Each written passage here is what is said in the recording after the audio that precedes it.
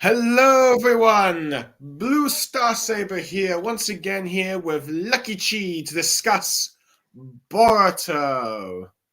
Hey guys, how's it going? Arguably, this is probably not the stream that people would probably hope us to discuss with Lucky Chi. Well, at least what Lucky Chi was hoping that we won't discuss next, and probably even be Dead Rock or My Hero Academia. But I figured we'd discuss Boruto this time because, something in particular happened in these last few chapters. I was gonna say, is not that I didn't want to discuss this because, well, I've been behind on the reviews on my end of things, but I just A bit, figured, a bit louder, Lucky Chi. I might hear you from the translations, I, but you're sounding a bit quiet. again, Jesus. Yeah, No, reviews on your end. I was just saying that. Oh my god, now I just lost my train of thought. Reviews on your end. Yeah, I've been meaning to talk about them, but I've just been falling behind.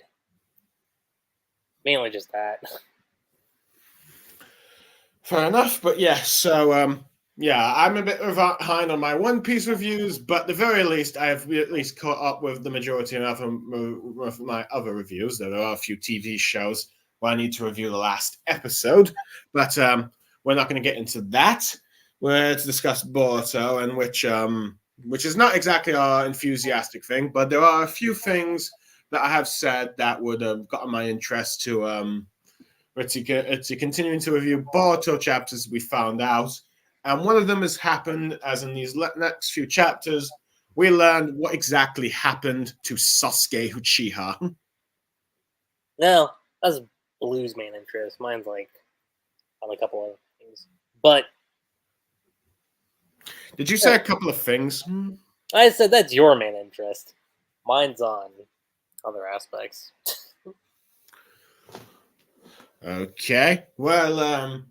Let's see. Well, for me, of course, it's Sasuke. Whether or not those couple of things have happened in this chapter for Lucky Chi, who knows? We'll find out. But pretty much, the last few chapters, we learned that Shikamaru is the eighth Hokage, which I have mixed feelings on.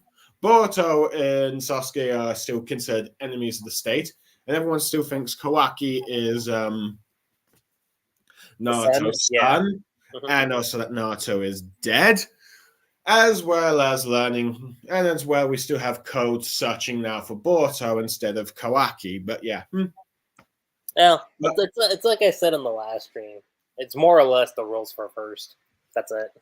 yeah, though done in the worst way possible. But Code is now attacking the village, and Boruto has arrived, and he's given a warning to Code to tell him where the Ten Tails is, or he'll face the consequences. So we'll begin with this. With Boruto's about to unleash this new move, I think called Ushiko, which is also the name of the chapter. As It, we begin, it's sorry, what? actually pronounced Uzohiko. Ushiko. Well, whatever. It still sounds like a bad name. But yeah. But before we begin, we've got a bit of the cover of Himura, which Himawari. which Lucky Chi's got the part one design. We have the part two design here.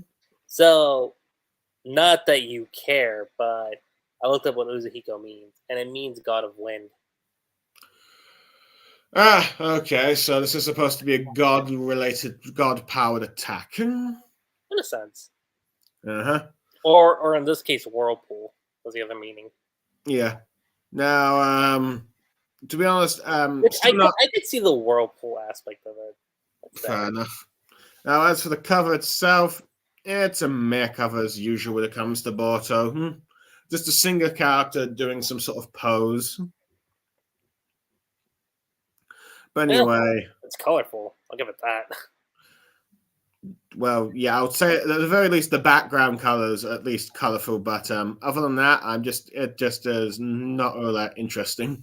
And that just might just because of the character design art of Ikimoto.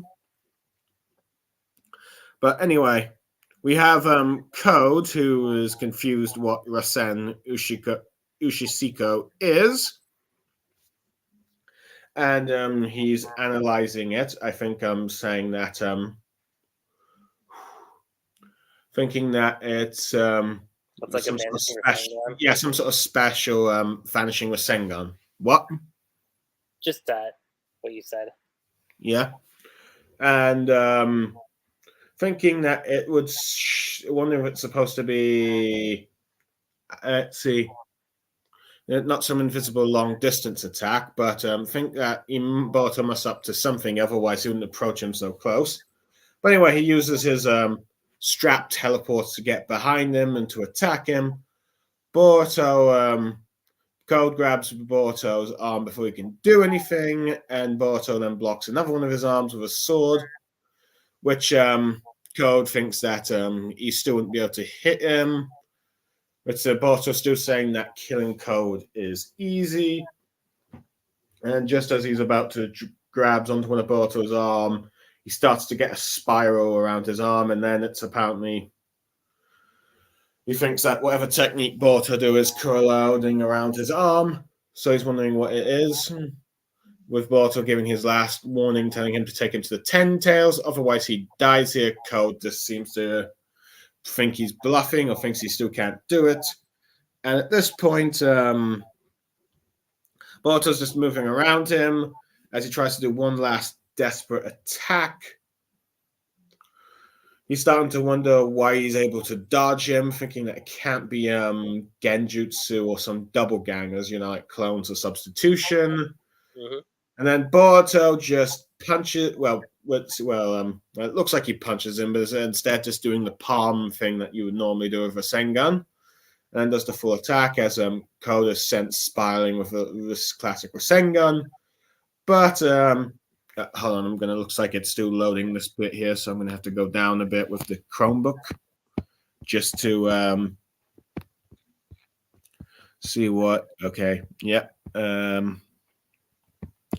Code was flown back just a bunch of feet, and he's wondering just like and then we've got Ida just confused because it seems like such a basic jutsu, wondering what the difference is from a regular Rasengan, which I'll admit, just being flown a few feet apart does not seem impressive. And let's see, Ida's brother, I've forgotten what the kid's name is. Damon? Oh, yeah, Damon.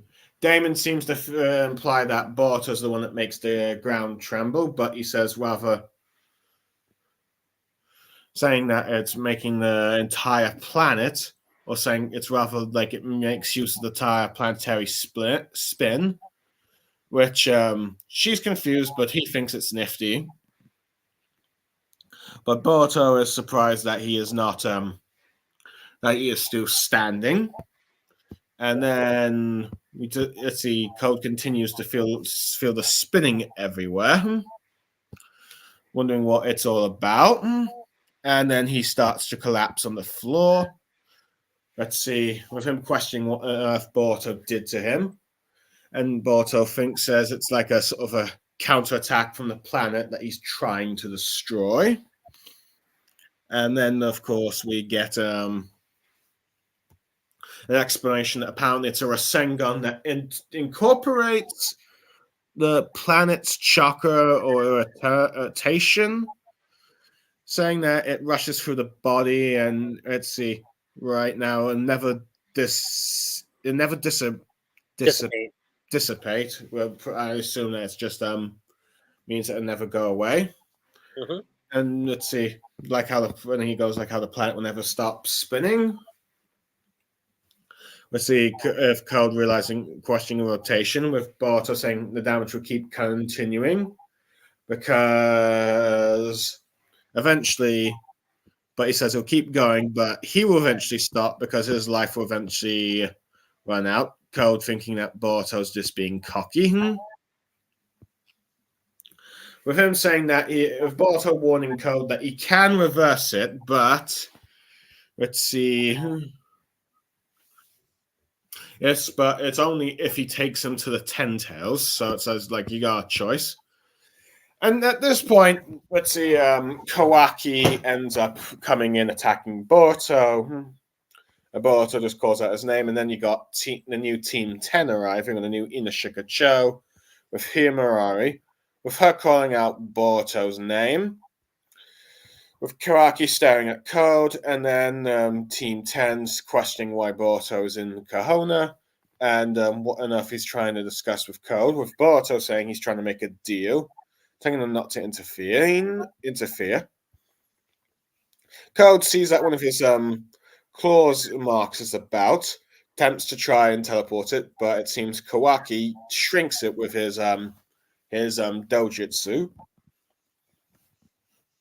With Shikamaru asking Kawaki to report in, with Code saying that Kawaki saying he doesn't know what happened, but Code's drained. And he's also got rid of the last claw marks of his before he could retreat, so he should be able to kill him now. With Shikamaru saying it's a good opportunity and make sure that, of course, he finishes him off. With Boruto telling Kawaki to move away from Code, telling him not to provoke him. With Kawaki saying, who are you to order me around? And saying he's got some nerve showing himself here unless he's prepared to die. But here Kawaki summons another one of those, the claw grimes? Yeah, 10-tailed claw grimes out of his claw mark on his own body. Kawaki kills it, but it creates another claw grime. Or at least Code is managed to escape through the claw grime on its back. With Shikamaru's-san explaining that to him. And with Shikamaru just saying that, they're telling them to eliminate the rest of the claw grimes around. With Kawaki telling Shikadato go ahead and telling the others to go ahead while he deals with Boruto. But Himari tries to call him Big Bro, but he's just ignoring her, saying he's got business with Boruto. Anyway, we turn that Leaf Ninja that sacrificed himself for Sarada, is still revealed to be alive. So even though it devoured the wrong thing, but Sarada pretty much confirms that he's still alive. Yeah. And then we got Kawaki saying about how it's been 3 years and wondering what's with his bloody outfit and why he's looking like an Uchiha fanboy, pretty much, which this is the first time Kawaki has made sense to me all day. And Boruto says that Kawaki hasn't changed one bit, but he's glad to see his sister's all right. With Kawaki wondering why Boruto's here and wondering if he's come to die. But with Boruto saying, well, he doesn't mind dying in Kahona, but it says it's not going to be today. Telling him to stay out of his way. Let's see, with Kawaki saying that the only one's in anyone's way is him. But before they could continue their conversation and fight, we got a small toad coming out of Boruto's neck, or at least his collar, telling him that the infiltration has been completed or accomplished and that Code has returned to his base. With him asking the toad if there's been any sign of the 10 tails, but he says there's not been any. With Code just walking from the wound he has, we see that Code's lackey bug has been consumed by a tree as well. Mm-hmm. And then as he crawls closer and one of the other smaller toads that's also there, we see a much smaller version of 10 tails and looking more like those grimes there, with them being confirmed that it's there. Boruto says good as he prepares to do a jutsu, ending the chapter. Yep. So, Lucky Chi, what do you make of this chapter? You're not gonna like what I'm gonna say, but I actually kind of liked it. Seriously? Yeah, I actually liked the badass persona that Boruto showcasing. Really? He looks like he's acting like a Sasuke wannabe. I'm just talking about like how he's showcasing his fighting style. That's it. Speak up a bit. I'm saying like his fighting style. Like I like how he's like being perceptive. It is showcasing his growth from part one in that sense. I know you don't want me to say that, but I'm just being honest. Well, Well, I'm probably going to have to disagree. Frankly, he's acting too much like an invincible badass, but alright, fine. Yeah. At the very least, okay. It seems like he's. Keeping in mind about this too, like again, if we were to take this into another scenario, think of like not exactly the same thing, but I kind of think back to Luffy a little bit after he came back in his time skip. That's how I'm kind of seeing this. Not the not the same way, just similarly. Yeah, I'm not. Yeah, I am not comparing this to Luffy. No, I'm talking about like in terms of like strength. That's what I'm saying. Strength. Mm-hmm. I don't know, because at the very least, Luffy was completely looked like he was invincible in these first few chapters. The time skip. Well, yeah. Because he still struggled against some opponents like Hody and no, that was before. That was after he was first introduced. I'm talking about like when he first showed up on the scene. That's what I'm referring to. Could you speak up a bit? I'm saying when Luffy first showed up in the time skip, not when he battled Hody. I'm talking about when he first showed up like on Sabaody. That's what I'm referring to. Okay, so you're implying it's like that. Yeah. That's what I'm referring to. To be honest, I think Luffy was a lot more impressive, so he didn't go on and on about mumbling talk and just pretty much just punched and took out. So it was a lot more quicker and a lot more impressive.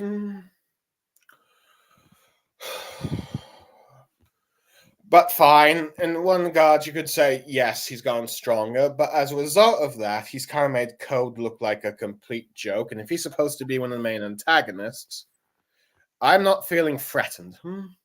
Yeah. And frankly, I will probably have to agree with Kawaki that he does look too much like an Uchiha wannabe. Though granted, I say that any Boruto fan that thinks that this ritzy introduction of Boruto about, oh, this is the greatest like reintroduction of a character in the time skip. No. I never said that. No, I'm not saying you. Yeah, I'm saying Boruto fans. And I'm just saying, like, I never said that.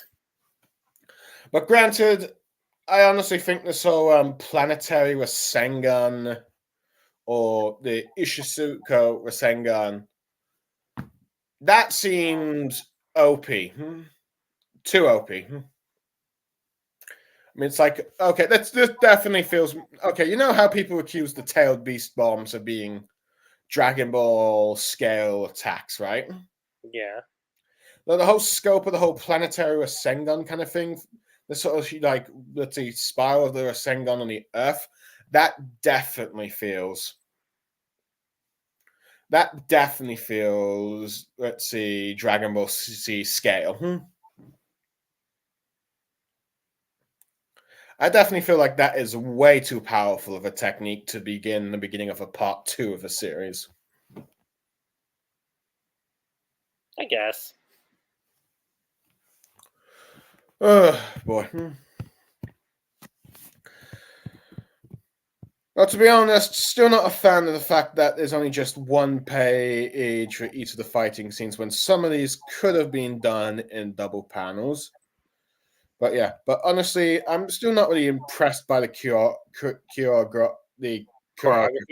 Yes. I still don't think it's really that impressive.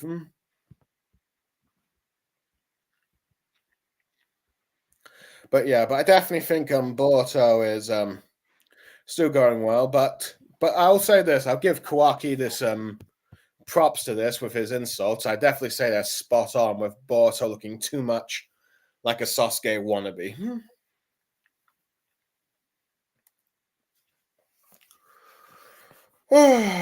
But yeah. Let's see. But yeah, but arguably, the jutsu doesn't really look all that impressive until, like, you see the after effects. Yeah. Though, granted, even then, it doesn't look like it's going to kill off Code because he managed to teleport somewhere safely. Granted, let's see, with the whole tree thing, we end up learning that the guy who sacrificed himself to save Sarada turns out to not have died. Which, let's see, well, granted, about no one really cared if this guy died or not, but I suppose it sort of cuts a suspension of death. But it's interesting to learn that we also learn that that let's see, random mook bug is alive, or at least he's stuck in a tree. Yeah. Oh, and Boruto can now summon apparently toads. Honestly, It's not a huge surprise that that's a thing. well, yeah. Well, granted, he is supposed to be. Considering that his dad's able to summon toads too, that's. Well, yeah, his dad summons toads, so that's not surprised that he would inherit that, though granted. The anime made a big deal of Boruto wanting to learn snakes to be more of the Sasuke wannabe that he's becoming. But yeah, go on. No, that's just it. That's just all I was saying. Mm-hmm. Granted, it is, I suppose you could say there was at least a nice touching moment between Boruto and his sister reuniting. Yeah, definitely. I suppose I'll give the chapter props for that. Mm-hmm. But overall, this chapter, I don't know, it's not much. It's just like if you're invested in the action, you probably like it. But frankly, I'll say this: I think it was better than chapter 2. I'll say that. At the very least, it's probably the best out of the 3 chapters I've read so far. So I'll probably give it a 6 out of 10. It's okay. You're not going to be offended anything by it. But I think you're not going to be. But I doubt you're going to be super impressed by it either. Yeah, it's like okay plus. That's where I would give it. So would that be like a 6.5 for you? Yeah, so it's not too far off from where you put it.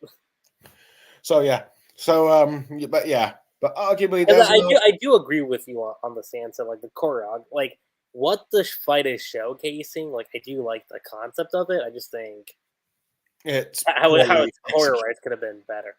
Definitely. Yeah. So yeah.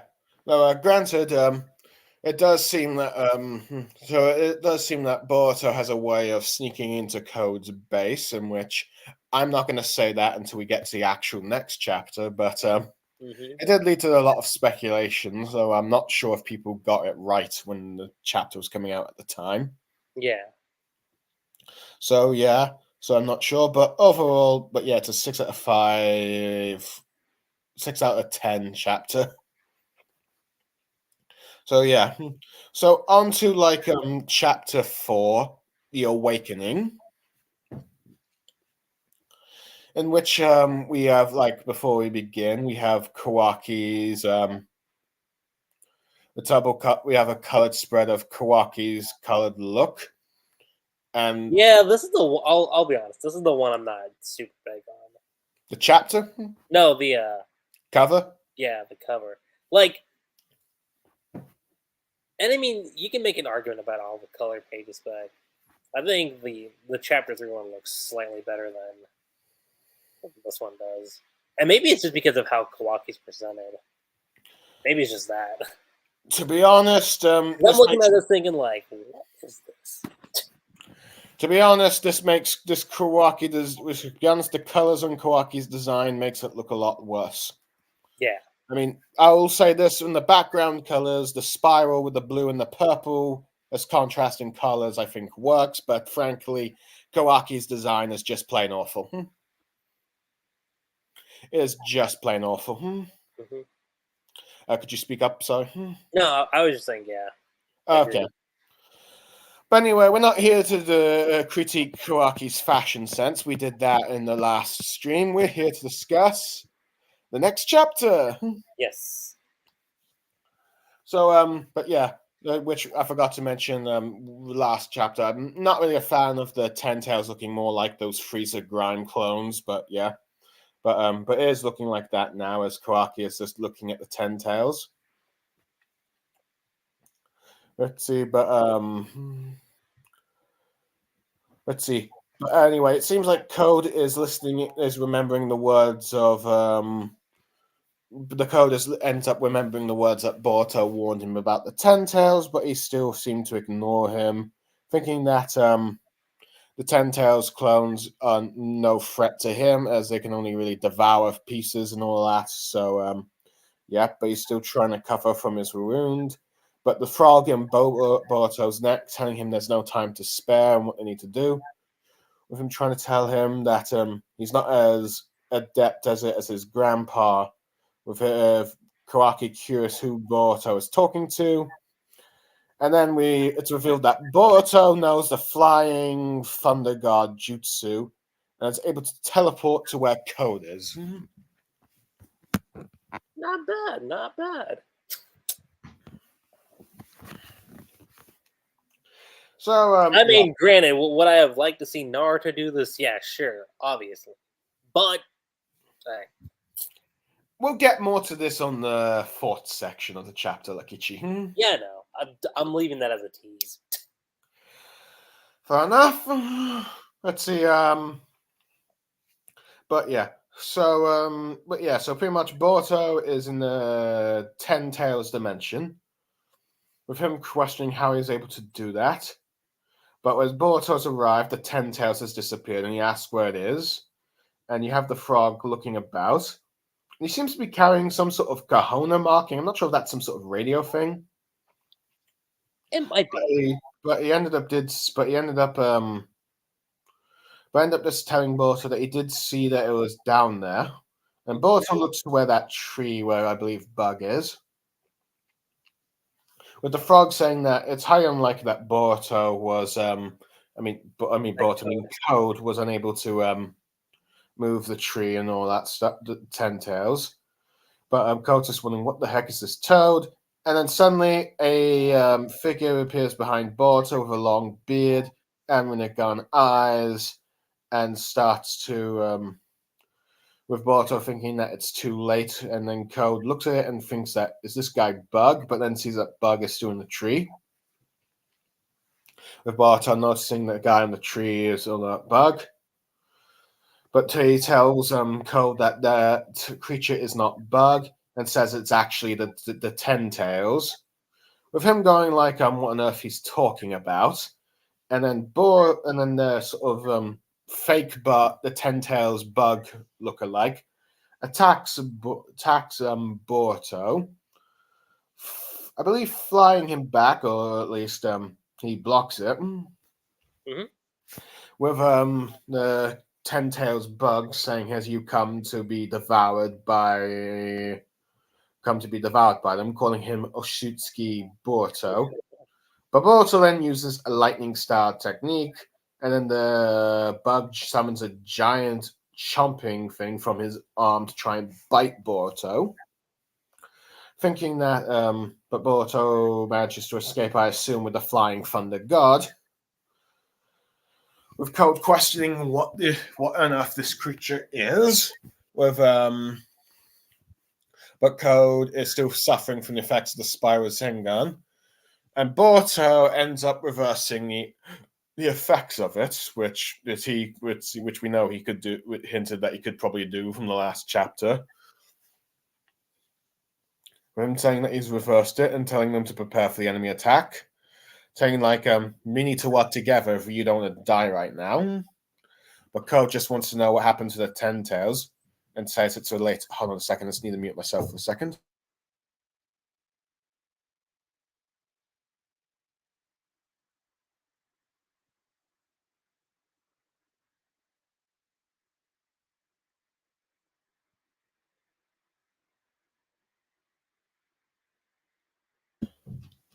Sorry about that. My let's see. I had someone just came down to turn on turn up the thermometer heat. So good. Yeah, so I had someone come down. Sorry, go up. Sorry, what was you saying? That's fine. Let's see. So yeah, it sort of happened last time when I was doing my Percy Jackson stream. But yeah, so had to pause there. Anyway, yeah. Well, it's like, oh yeah, Code was saying what happened to the Ten Tails, and is it something about how Bug got devoured by one of those divine tree grinds? But it says that Boruto says it's not just him; it's been who's anyone else who has been turned into a tree. And then we see a figure up top saying chakra as they both look up, with him saying about how all life on this planet, both current and as well past, should be long dead, saying now they exist to suck out chakra and form the true chakra fruit. But he says that at least that was our original driving instinct. But he then tells Cole that they have evolved a bit thanks to the awakening he has done within them.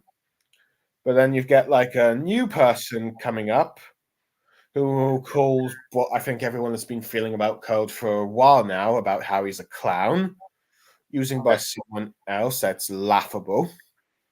Yeah. And then the frog tells Boruto that it's time for them to retreat. And then a hooded Ten Tails figure comes up. Yes. Let's see, and it's Boruto seems to recognize this Ten Tails figure.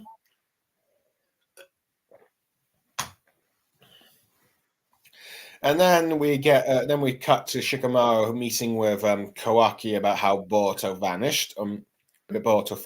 Vanished, concluding that he must have mastered the space-time ninjutsu. With Kawaki telling that he must have vanished to where Code fled. With let's see, Shikamaru saying that, okay, are you saying that Boruto only came after Code and all that stuff? Which with Kawaki saying that there's a chance they might be linked to each other. And he mentioned how Boruto was appearing to talk to someone. Let's see, with him hoping that it's not someone in the sensory unit, but Shikamaru reminds him that all the sensory ninjas are being monitored with their sensor work. But so they'd know if anyone was acting as a spy for Boruto. With Sadra coming in and trying to say that, oh, it's so simple. It's Code attacked the village and Boruto came to defend, driving them away, saying that, let's see, it's so obvious from the Colin phone, so just confirm with Ida. With Kawaki telling Sada he doesn't get it. Let's see, Boruto's the Sutsuki. No matter what his motives are, he's still an enemy that needs to be destroyed because, well, he's an Otsutsuki. And Sada points out that he is also an Otsutsuki. But him going on that he's an Otsutsuki killing Otsutsuki, and that he only exists to kill other Otsutsukis. And he'd be happy to take his own life once that is done. Until then, he'll do whatever it takes to wipe out the others. And that means Boruto as well. Risada warning him not to have, that he won't let him have his way of Kahona, as she plans to be Hokage. But Shikamaru tells him to stop fighting, because you're currently in the presence of the current Hokage. Let's see. So he ends up asking more about what these trees do and about wondering how they're trying to create this sort of forest. But Sadara says that at the very least these victims are still alive, and there might be still a way to save them. And that apparently Boruto knows something about it. And Shikamaru wonders if that's why he's chasing Code. With Sarada saying that regardless, the two clearly have a hostile relationship. With him trying to, with her trying to get them to consider working with Boruto to take down Code. And then we cut back to like the 4 Ten Tails possessed: the bearded one, the female one, the sort of bald one with a black flask on. I'm just going to describe him as, and the hooded one. Yes. With Code being surprised that they're like self-aware divine trees. Let's see. But Boruto's is staring at the hooded one, with the Toads saying, like, what are you trying to do? The surprise attack failed. They need to leave. And the hidden one attacks Boruto using the sort of teleportation strap that Code uses. But they manage to block it, and then he ends up using a Chidori, and him and Boruto then using a Sengun, and doing the typical Sengun Chidori clash. Explosion while the others just look on. But the bug one attempts to try and bite Boruto, but he blocks it with the sword, then gets trapped by the earth by the female one. With Boruto asking Ko to lend him a hand, otherwise he'll get killed too. Let's see. With Ko commenting that they seem to still want to devour you on their own without him having to do anything, so he considers this an unforeseen development, but it works in his favor. Thinking that it gets a lot of his shoulders, so he decides to teleport and escape, with Boruto going like cursing Code as they do that. But the Toad says that they need to get out of here, otherwise they'll die for nothing. And Boruto just looking on at all those like at least the Otsutsuki that's flying in the air, that the one that looks kind of bold with the strap, and then the hooded, but it eventually does disappear, I think, assumingly using the flying thunder guard. And with the Otsutsuki looking on, with him, with the bald one saying that they were lucky, that Boruto was lucky, as their self-awareness just only awakened, so they were just more curious about what's going on, and just trying to learn anything. That surpassed the desire to devour him straight away. And but says that no matter where he'll run to, go, they'll never be able to escape him and his destiny, if you will, of being devoured. We then see Boruto just lying down and then just looking at his headband with with a mysterious figure telling him, "Are you trying to destroy this planet?" and telling him not to be, rash like that again. With Boruto saying that, apologizing that he panicked and all that stuff, and it's revealed to be Jiraiya's clone. Watching Koji. Yeah, Kojin. So yeah, after like, let's see, about Let me see when years. the last time he popped up. Yeah, I think he last popped up in shoot. Hold on. I remember the volume per se. It was 11? I think it was 11. Would you say that louder? It was like volume 11 of So pretty much after nine or so volumes, he's appeared again. give or take. Let me see. I remember the chapter per se. Sorry, boy. I don't mean to be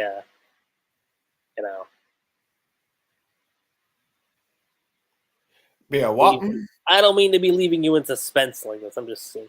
Okay, so the last time he popped up was 47. Oh yeah, No, not 47. It was 48. No, chapter 47 was the first time you and I reviewed Boruto, and it was the revelation that he was the clone of Jiraiya. Yeah, it was 48. I remember because 48's when he escaped. So so pretty much nearly over 40 chapters, nearly 40 chapters later, he's appeared. But we'll get much more. Oh wait, no. I'm sorry, not 48. 49. 49. Yeah, so that was volume 12. In case you're curious. So about 34 chapters ago, he's been gone. Mm-hmm. Is it kind of sad how this character has appeared long before Sakura has returned? I mean, has Sakura been relevant? No, she has not. She has not been seen in over 50 chapters, but we'll get more into that later. That's my fault. But with Kojin, the anime's giving her more spotlight than the manga has, and that's saying yeah, but see, like I said, I don't care if it's the anime. It's still I don't care about the anime. Just saying. But Yeah, but Kanjin's saying that he's not trying to console Boruto and that he knew there's a high chance of this happening, saying that regardless, they still need to fight. With him saying, let's see, with him saying, yeah, but tells someone to wait a bit longer, and it's revealed to be Sasuke who is stuck in a tree, ending the chapter. Not just ending the chapter. This is the closure of like the first volume for Two blue Vortex. Yep. And arguably, this is why I have the avatar for Sasuke here, because it's like, okay, the topic is mostly going to be about Sasuke, but that's the end of the chapter. And now for a result, and now for our thoughts. I'll say this for the cliffhanger of the volume, it did raise questions, and I do give it props for that. But at the same time, it managed to piss nearly everyone off. Well, at least all the Sasuke fanboys. Well, pretty much all the Sasuke fanboys, but even pissed off non-Sasuke fanboys for the disrespect, man. I didn't jump on. That's why I didn't like jump on board on doing my reviews right away, because I was like, let me wait. Like, I don't want to jump on and say like, okay, this, like, okay, yeah. When you jump into the time skip and just see this, like, well, okay, how do we get there?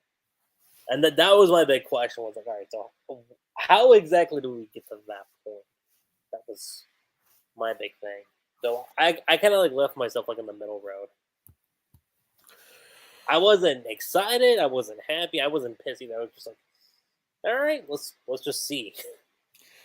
How exactly did we get to Sasuke getting like that? Because last I remember, it was him and Boruto just starting off their training. So obviously something went down, just based on that.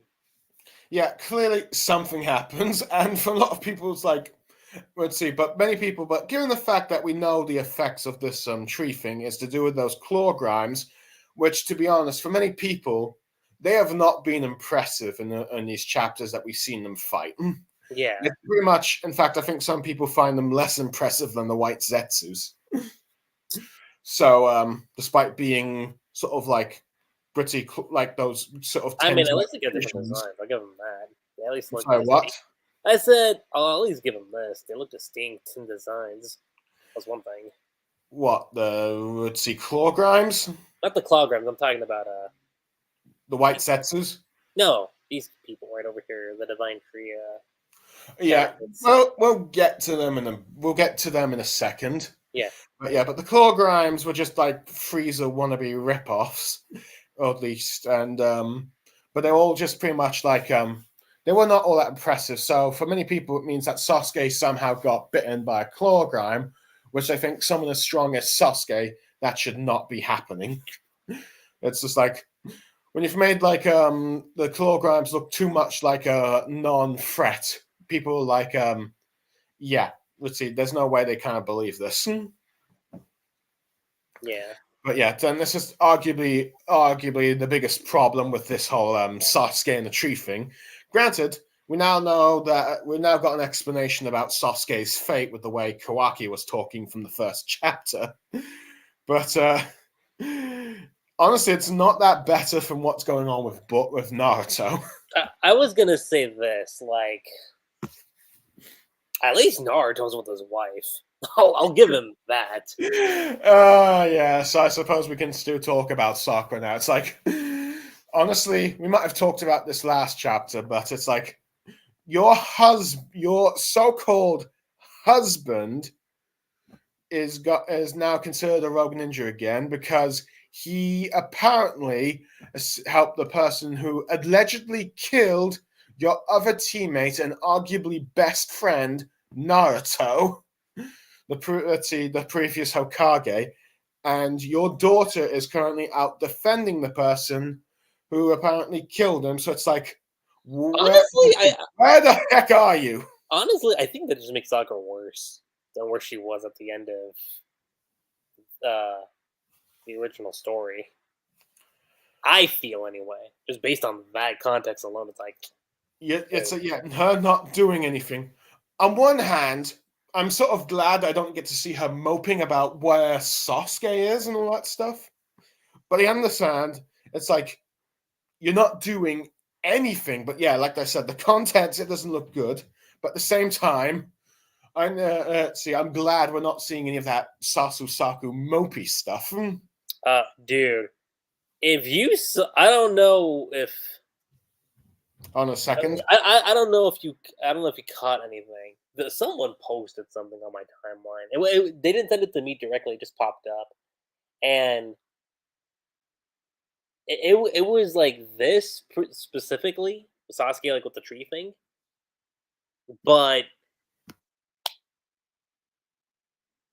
they had Sakura like just standing right next to him, just saying, "It's good to see you," or some shit like that. I was like, "Huh." That's So, it. someone did a sort of fanfic, let's see, drawing of Sakura like that on the tree, you're saying? Like she was standing right next to the tree, just saying like it's good to see you again. Ah, you think that, let's see, is this some sort of Saku fan art or Yeah, I forget what the actual dialogue was, but I remember the drawing. It was like just them. I'm like, huh. Okay. So that's what they did. Granted, I bet you we're never going to see that in the actual manga, and it'll just be Sarada going like "Papa," crying like a little daddy's girl. I bet you if we ever see anything like that, it'll be that. Yeah, I don't see that happening. I mean, like, look. I can kind of understand it because it is her dad. I'm not gonna take that away from her. But you see, you don't think it will happen. No, I I mean, know. like, okay. If Sarada did see her dad in this condition, I mean, she reacts that specific way. Can I blame her? Not really, because that is her dad. Yeah, but you don't think it's going to happen. But knowing how Ikimoto has been writing Sarada, yeah, I can see it happening. hmm So yeah, I can totally see it happening. But yeah. Anyway, since you got excited about it, we can talk a little bit about the Boruto with the Flying Thunder God. Yeah, You were excited that he had this jutsu. I was. Kind of showcasing what else he's been doing in his training. Arguably, yes, but arguably, I also think it makes him a bit too OP, especially if he can teleport into other dimensions, something that we've never seen Minato or Tobirama able to do. So, I mean, I didn't say. Here's the thing. I thought it was cool that he was able to do flying Raijin. I didn't say that him teleporting to other dimensions was like it's like a double-edged sword. Like it's cool that he knows that. I just think the length of how it's able to go could have been tweaked a little bit, just slightly. okay, if it was just like a regular flying Thunder God thing, just speeding around different places on the battlefield, I can probably buy it. But here, it's just gone overscale, just like that whole planetary Rasengan thing. And it's arguably Boruto's looking a bit too OP. I think I've heard some people starting to call Boruto a bit of a Gary Stew. If you know what that means. I know what it means. But yeah. So yeah, I'm not exactly a fan. Now, granted, arguably, yes. Let's see. We've both of us probably wanted Naruto to have the Flying Thunder God technique, which he never really got. The only time, the closest thing he ever got to that was the Nine Tails Chakra mode doing that sort of speed. Yeah, I mean, I Let's know see. why rag on Naruto coming out of his time skip and not doing a whole lot besides the bigger Rasengan. Because I'm just like, Naruto, you trained under Jiraiya. I'm pretty sure there's other things you could have came out of the gate than just, giant Rasengan. Well, arguably, let's see. And Arguably, I'm not saying that you can't have a Boruto as. I just think, like, the stuff Boruto has isn't bad. I think you could have just scaled it down a bit. well, arguably, Boruto looks too OP for like a character from a time skip. And it's arguably you could say it's the complete opposite extreme of what happened with Naruto of being a bit too underdevelopment. But though, granted, I think let's see, the problem with Naruto was more of like It does. See, this is the other thing I was going to. hold on, let me just finish Go my ahead, yeah. let me just finish my point. The problem with Naruto, I'd argue, is that arguably he never got a full on focused fight with him. Well, granted, the only one he did before Kakashi trained him was against Orochimaru, but that was the Vortex transformation. And as we hold on.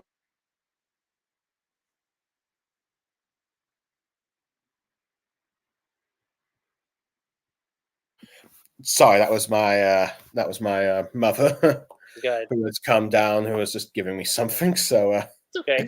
Yeah, so yeah, she's thinking I'm shouting too loud, but yeah.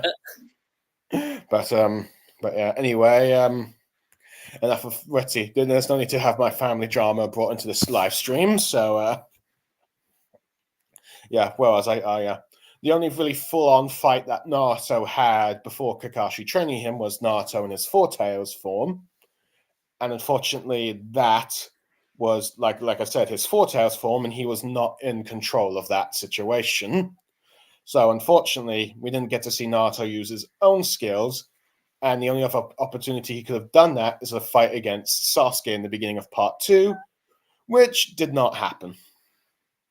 Thank God for Storm 2. But arguably, Storm 2 actually did it, and arguably, you could have seen some of those. It showed some rather impressive feats in those cutscenes. Because I remember. I don't know. I feel like I have the most divisive opinion when it comes to Naruto coming out of his time skip. The more I think about it. Arguably, you do. But I will say that there are many people that think that Naruto was a lot less stacked. Granted, if Jiraiya's warning of Naruto to not use that technique would later be revealed to be the Flying Thunder God and him not mastering it, I think that could have been something to solve that problem. Is that Naruto has something that could make him extremely OP.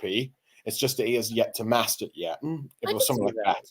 Well, here's the other thing that I remembered is that when you look at the gap between the end of Part 1 Naruto and the beginning of Part 2 Naruto, it was only just a couple weeks. Versus Boruto, where you had like 4 or 5 months of a gap before you got Part 2. So there's that also. Well, to be fair, Lucky Chi, you did have the Kakashi guide in between. Oh yeah, that I understand. But arguably, yes, it does look like Boruto has gotten more of improvement. But like I said, it's a bit too much of an overachievement to what many feel like Naruto was an underachievement, at least compared to Sakura and Sasuke at the beginning of Part 2. But yeah, was that what you were trying to say earlier, or? Yeah, that's what I was trying to say. But yeah, arguably, but yeah. Now, so arguably, you and I are not necessarily against the Flying Thunder God, but the way it's been portrayed and how powerful it looks just feels a bit ridiculous. Yeah. Honestly, I was gonna say unless the frog has one of the signs embedded onto it, I could see that. Sorry, could you say that again? I said if the frog had a sign embedded on it for Boruto to teleport, then So if it's a means of the frog's ability of allowing teleportation to happen, you can buy it. Yeah, that I could see. Okay. Fair enough.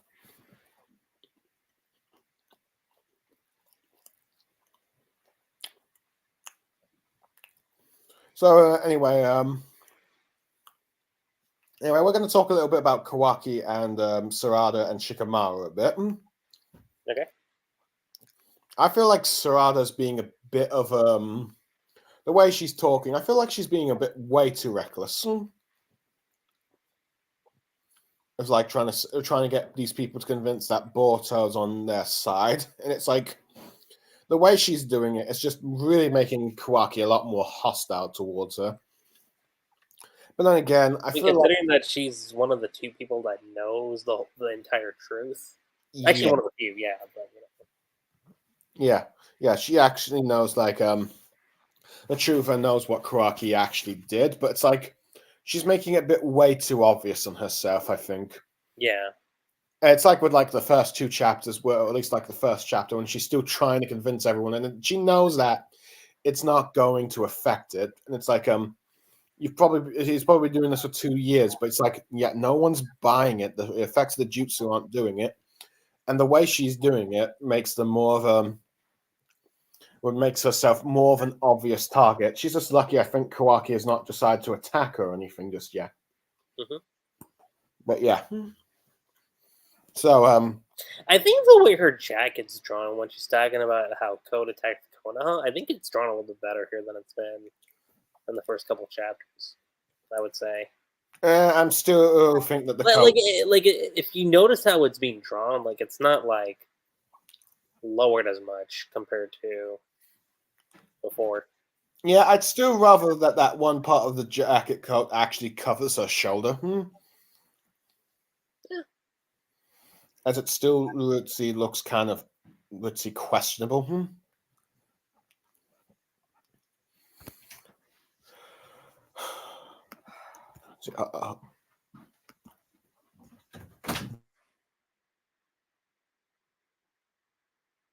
Sorry, my mother's now left downstairs, so now I'm a lot more free to talk than I was.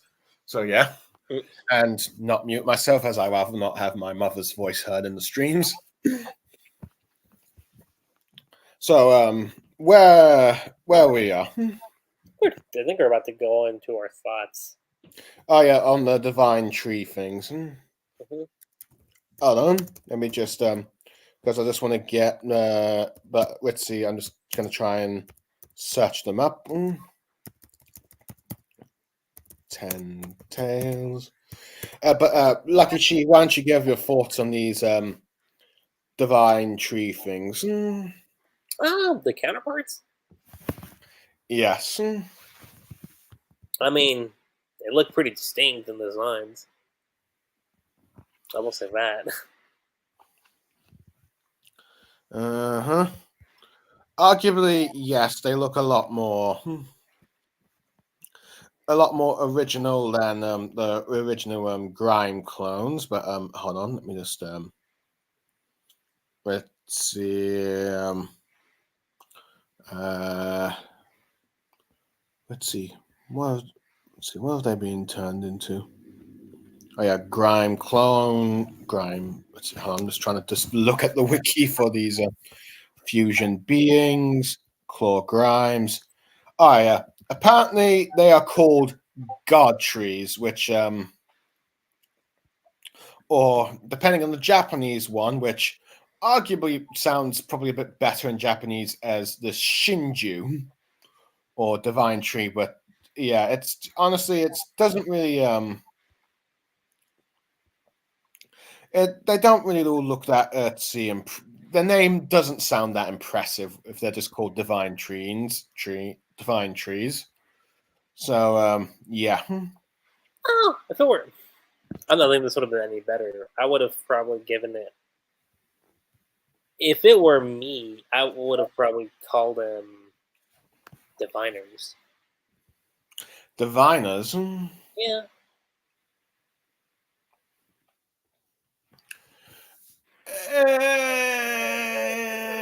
Still kind of And diviner would basically kind of be like,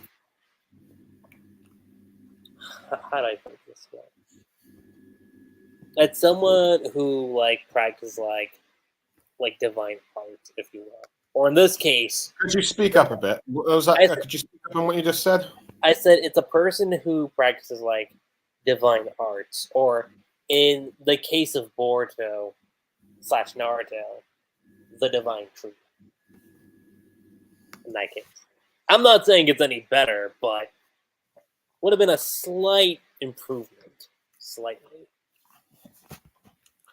Well, Let's see, maybe divine beings or divine gods or something might have been more. Let's see. Divine gods. Let's Demigods? see. No, not demigods. Or Yeah. or I don't know. Tree god. No, tree god sounds lame as well. Yeah, right. I was But, gonna say, I'm like, I don't know if tree gods would have been any better than me. or maybe let's see, divine gods. Probably that could work. Well, they said that. Actually, let me see. Let's see what names I can come up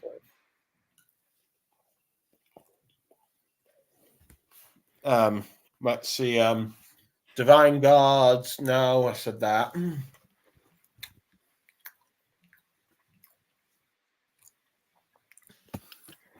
Celestial beings or like celestial gods. No. Maybe Celestials? Yeah, celestials probably. Maybe. Yeah, I'd probably go with Celestials. Celestials probably. Yeah. Probably should have done with that, not divine tree. Now, granted, I guess when you say it as Shinju, it does sound a bit more threatening. Yeah. But we've got 4 distinct beings, which okay, so we now got individual Ten Tails beings, which okay, to be fair, in some ways, Ikimoto is sort of doing what I was like. I think you and I were suggesting in the last stream of like he should have split the Ten Tails into new individual beings, and arguably he's done so. Yeah. Granted, I'm not entirely sure I'm a fan of the way he's done it. I'm just going to say that. I could see that. Like So, what it is that isn't actually that bad. I think, I think it could have been tweaked a little bit more in execution. yes.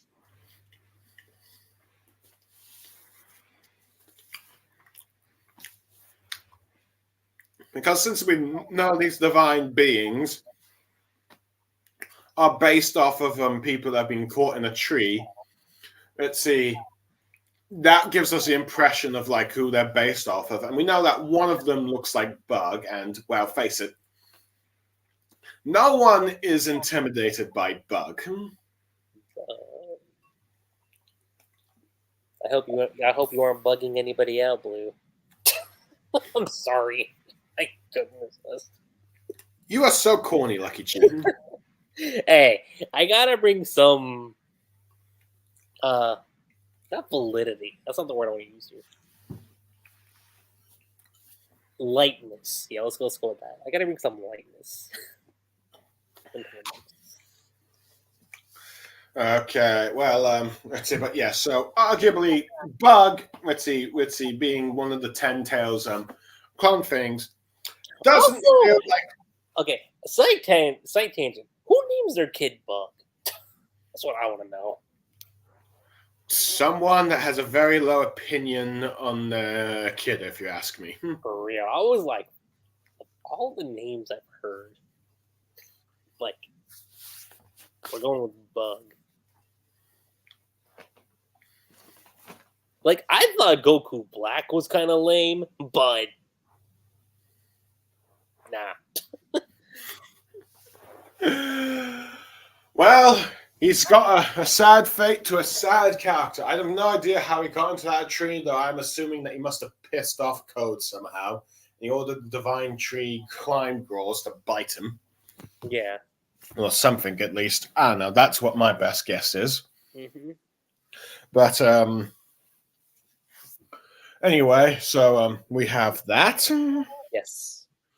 Yes, we do. And the only one that arguably is a threat, would probably we at least know can be a threat, is the one that is the hooded one that is clearly based off of Sasuke Uchiha, since he has Chidori. Yes. So yeah. Which, okay, it's like... In a weird way, you do still have Sasuke in the story. It's not like you've taken them all out together. But it's like you've pretty much replaced him with an inferior version. And it's like, okay, we've run out of decent antagonists now that Sasuke is no longer evil, so here we go with a clone version of him that is evil. But yeah. I mean, I won't talk. I won't talk on Chapter 5 just yet, but it does provide something interesting for what Chapter 5 provides. But anyway,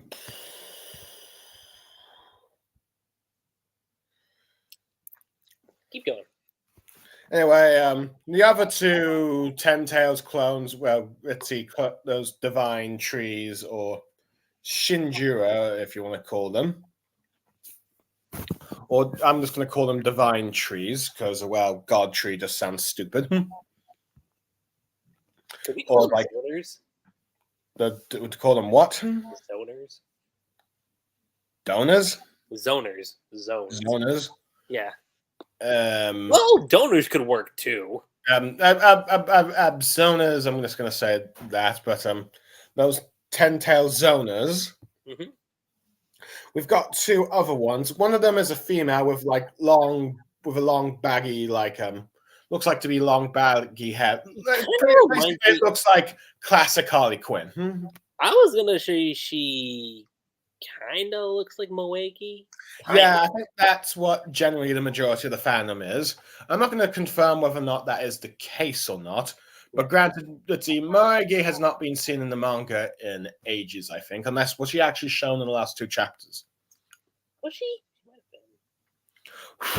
I know, it's just such a forgettable character. Now, granted, since she used Earth style, it could be possible since Moegi is allegedly said to be able to use a sort of wood style, if you will, which I know is kind of stupid. It's like, okay, so you can't have Sakura use wood style, but this Moegi character can. Who has shown no plot relevance at all in the story until now. So, yeah. So you pretty much got Moegi. So Moegi is arguably the likely candidate. Other ones I've seen guessing is Delta, or the sort of cyborg Dritzy replica of Amado's daughter. And I'm not sure if I heard anyone suggest Sakura, though. If it was Sakura, I would kind of be annoyed, but yeah. Well, keep her relevant. Well, in the worst way possible. Not in the best way, but it's like, hey, we get some Sakura love. Yeah, not in the best way, but arguably, it's not something no. Chat would be pissed off about that if that's exactly what it turned out to be. Oh yeah, chat would be furious, and I wouldn't blame her. No. But yeah, but the last one is the one that I think it's got people most, let's see, curious because let's see, First Evil has just made a comment who I assume has been watching the stream the entire time, saying, "Nah, it won't be Sakura. We all know why." Oh yeah, yeah. Which I think I have to agree with them. I mean, that might have just been a minor suggestion. I saw some people say at the time, but I'm not entirely sure. But yeah. So pretty much, you have let's see. So yeah, we've got that one. The last one is the one that's a mystery. The one that appears to be the leader of the group. I would have said he kind of looks not Amado, because we know he's fine. Spoilers for Chapter 5. But what was his name? Jigen? Yeah. I think he kind of looks like Jigen, but yeah, many people wondered if he is Jigen, but that's a bit confusing since we know that Jigen has actually been dead, destroyed by Kojin, and Mm-hmm. Yeah, that Jigen's like for like ages. How on earth this guy is, but granted, if it was Jigen, it would make sense because arguably Jigen possessed by Notsutsuki was someone that was capable of fighting both Naruto and Sasuke. Anyone below that is not, let's see, that much of a threat. Now, Talking granted, about Ishiki, right? Yeah. yeah. Oh, first Eva says, also just joined, got back from a hospital from seeing my sister. Oh, okay, well, I hope I hope your sister's doing okay. Yeah. But anyway, where was I? But yeah, but the only other person that people can think of is that random leaf guy that got bitten protecting Sadara, which that would not, I don't know because I don't know. The only thing they can say is pops the hairstyle matching the sort of mask bit on the top of his forehead, but at the same time, maybe this random smucked, let's see, Ten Tails divine clone thing, being the main antagonist of this group, wouldn't really feel much of a threat. nah. I mean, even though the Sasuke one sort of annoys me, at the very least, you can see his clone being an actual threat. Because Sasuke.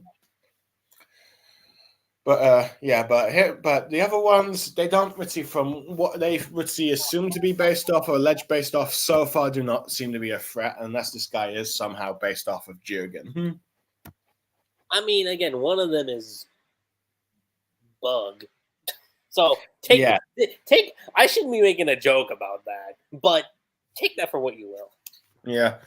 Does make me wonder if this bug, see, the only thing that we've seen of this bug one is that he's got this chomper-like thing, but I don't know if that's a Ten Tails ability or If that's something he actually had. Yeah, pretty much. Find out in the Bugs. I was gonna say find out in the Bug spinoff. That would be sad if that ends up being a sort of a. I would actually laugh. I'm not gonna lie. I'd be like, it's like, well, okay.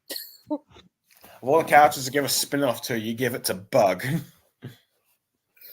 For real. Yeah, I mean, I've seen Sony have better ideas for like spin-off of Venom films in their Venomverse. Shoot. But yeah. I was gonna say I'll take an Obito Gaiden story too, even though we know where it leads. Fair enough, but yeah. Now, arguably, the reason why these Ten Tails clone divine tree beings are created is because, well, let's see, part one of Boruto pretty much wiped out the majority of its antagonists, and the majority of its antagonists are against Code, and let's see, or have turned against Code, or let's see, the Leaf being Boruto's enemy is just more like a forced, let's see, swap thing. So it's like, okay, the series needs more antagonists in order to keep it going. Yeah, which, I mean, that's something even Toriyama kind of did too, especially post DBZ era. Yeah. You mean where you're like, oh, I ran out of antagonists? Yeah. Well, I mean, because here's the thing: because originally you had Dragon Ball, which covered up to the tournament, and the only person left at that point was just Piccolo. So there's that. Yeah, so I needed to bring villains from space. Now, arguably, though, let's see. I mean, and I've often thought this about my take on DBZ, but I like DBZ, but I do think the whole space concept, even though it does explain Goku's origins, and maybe it's just me saying this because I started with the original first before going into Z. Maybe it's just that, but I don't know. I do feel like it kind of went above and beyond what was the original premise, you know? I suppose I can't really blame you. Mm-hmm. And arguably, too many other series took too much inspiration of doing Dragon Ball Z for their future spin-offs or sequels. Yeah. But yeah. So yeah. So there's probably that bit, yeah. But Now, arguably, like I said, I'm not against the idea of the Ten Tails splitting up into unique individual beings. In fact, I even suggested that at last stream. But like I said, this the way it was done, it feels like poor execution, and arguably should have been done at the end of part 1 originally. Yeah, like if these guys show like okay, take the Akatsuki for example. If they were presented the same way the Akatsuki were presented at like the very like last few pages of part 1, okay, fine. I think that could have worked. Yeah, because like they were arguably what kept people hyped for part 2, is because it's like Orochimaru's power base was pretty much destroyed at the end of part 1, but here you still had this new group of villains that could come out anyway in any way that was connected to Sasuke's brother Itachi. Yeah. And let's see, they already made a pretty good impression, the Akatsuki, because you had Itachi and Kizame. Let's see, show up against, let's see, Kakashi, Asuma, and Kurenai. Could we get an Akatsuki guide actually? Now that I think about it. I believe there's some sort of Akatsuki novel that's never come out in English. Let's make that into a into a manga series. Hey, Sueisha or whoever's at Jump, get the guy who did Sasuke Retsuden and let him do the Akatsuki spin-off manga. I think he sort of did, or at least the one that Sasuke blank period one. But arguably no, I'd rather have the guy who did the Steam novels and the Steam. Hey, you're right about that. The guy who did the Steam novels. But yeah, well, I still want to try and do that review with you on that Steam manga. But New Year's Eve. I'm joking. We'll find a date for that. Yeah. But anyway, like I said, those antagonists failed. But yeah. Anyway, I think the only thing left to talk about is, as expected, Code double-crossed Boruto, so that shouldn't be a surprise. Yep. But granted, he's literally no longer a threat at this point. Yes. And arguably, he's been replaced by these Ten Tails clones. But yeah, other than that, we got the return of Britzy Jiraiya's clone, which I will be honest, I was partly wondering if the mangaka had completely forgotten about this. I mean, I'm happy he's back. I'll say that. Yeah, but he seems at the moment it's interesting. The only thing I say I'm a bit curious about is apparently that he is an ally to Boruto. So either he's not been affected by the memory thing, or because he never really personally knew Boruto or Kawaki, he ended up believing Boruto's story, though granted I do not like that he implied that Boruto could have destroyed the planet. I'm not sure if he's referring to the planetary Rasengan or him being reckless in front of those Ten Tails clones. I think he's probably just talking about being reckless. Well, I'm hoping so, because I guess that does show that he has his father's heart in him, because we know how reckless Naruto would go. Arguably, I suppose you could say, though, granted he's trying so hard to be a Sasuke wannabe that you kind of not see it. Mm-hmm. It's all behind the subtle details. But yeah, no. Let's see. But at the moment, I suppose it would make. But I suppose Boruto would need allies, though. Granted, you would think that the members of Taka and Orochimaru, who are technically more Sasuke's allies, would get involved with like, okay, you've gone rogue ninja again. What exactly happened?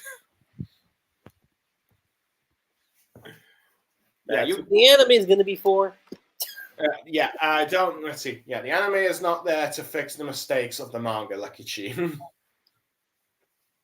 You pretty much stated that with like Attack on Titan. And somehow they actually managed to get me to be somewhat okay with the ending. Somewhat. I suppose I'll give the anime props for that. Yeah. No, I never thought I would have ever said, but somehow they actually did a decent enough job. well, arguably, I'd say the only anime that's actually fixed the manga, at least so far, appears to be Bleach's Blood War arc. That's not finished yet, right? It's halfway done. You've got part 3 and then part 4 to do. I know the Blu-ray stuff for part 1's coming out soon. Yeah. Exciting. But arguably, let's see. I'm not going to do a stream on the Blood War until all 4 parts are being completed. And I've watched all 4 of them. That's fine. And hopefully you'll join me for that. But now... I'm not missing. Oh, are you joking? Of course, I'm not missing out on Bleach. Yeah, but before that, I think it's time to give an overall score on this chapter. Would you care if I said this was slightly better than the last one? And I say slightly. So you're giving it a 7. Yeah, the only real thing... Look, I don't mind Sarada as a character, but I do think her end of things is kind of downgrading the chapter. At least for me, I think. Because like I got it, because I got her stance initially in like the first chapter, but this one I'm kind of just like, okay, like Sarada, I get where you're coming from, but you know. Let's see. First Evil saying, "I'm not. His death and impact means nothing." Is this a reference to the Jiraiya clone or Sasuke? Probably Sasuke. Well, if you could, let's see, answer. If you could answer who we were guessing First Evil, that'd be much appreciated.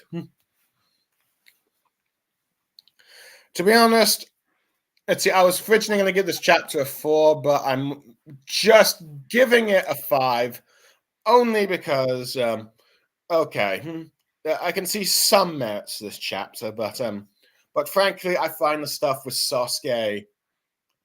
Okay, the cliffhanger with Sasuke, it just feels so disrespectful. I can see that.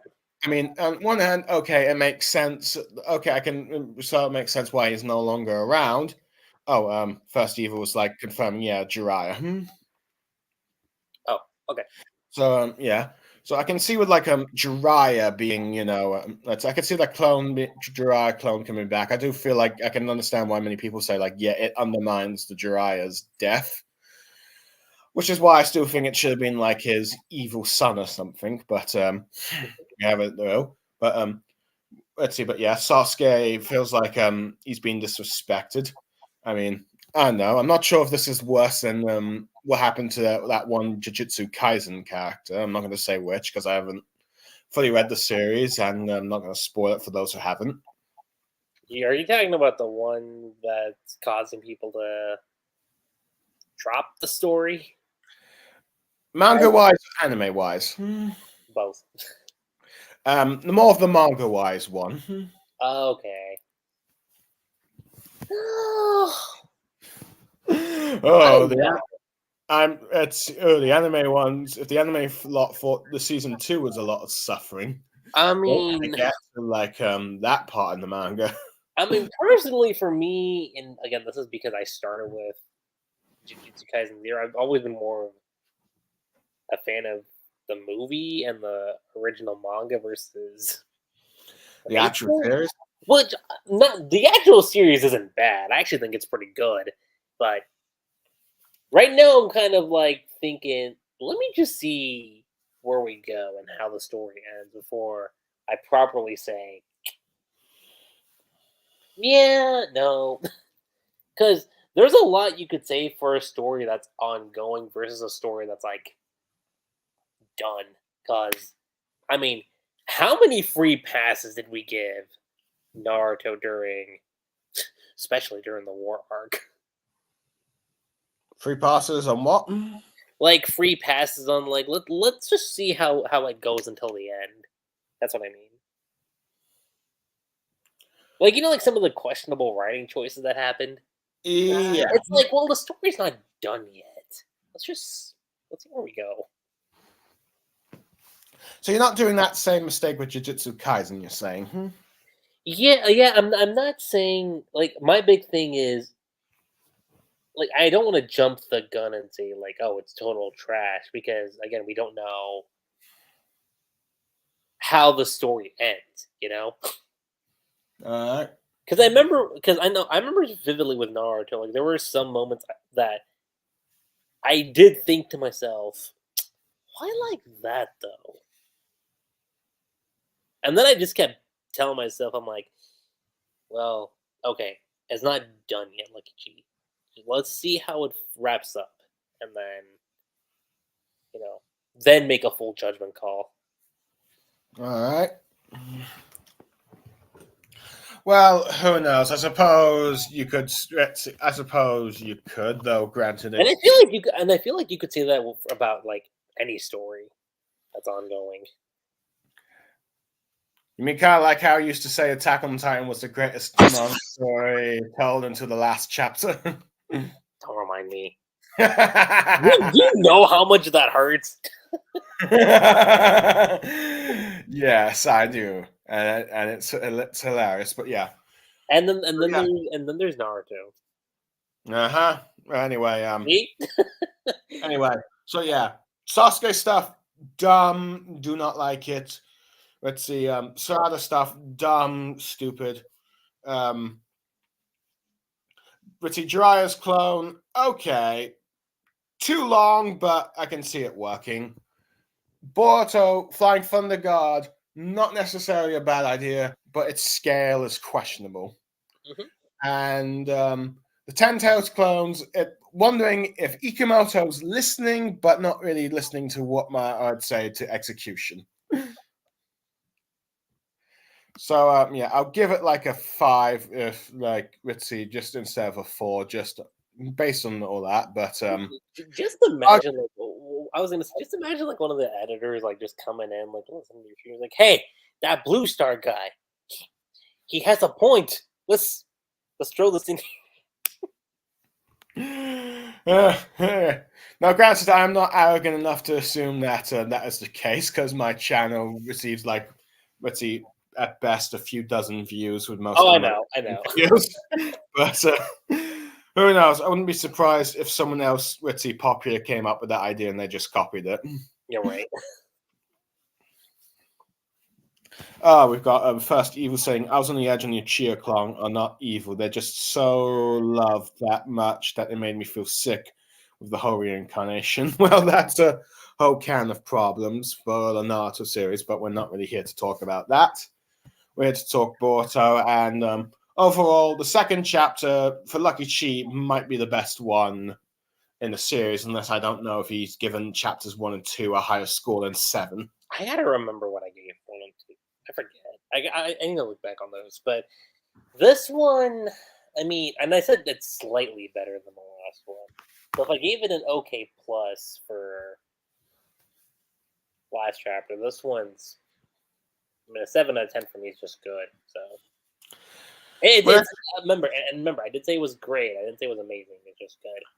Yeah, which I'm still questioning that even now, but let's see. But yeah, but at the moment, 5, which you could say is either okay or medcore, but it arguably there's some stuff that has going for it, but there's also a lot of stuff that has not. But yeah, so that's chapter 2. So now I am ready to do Chapter 5.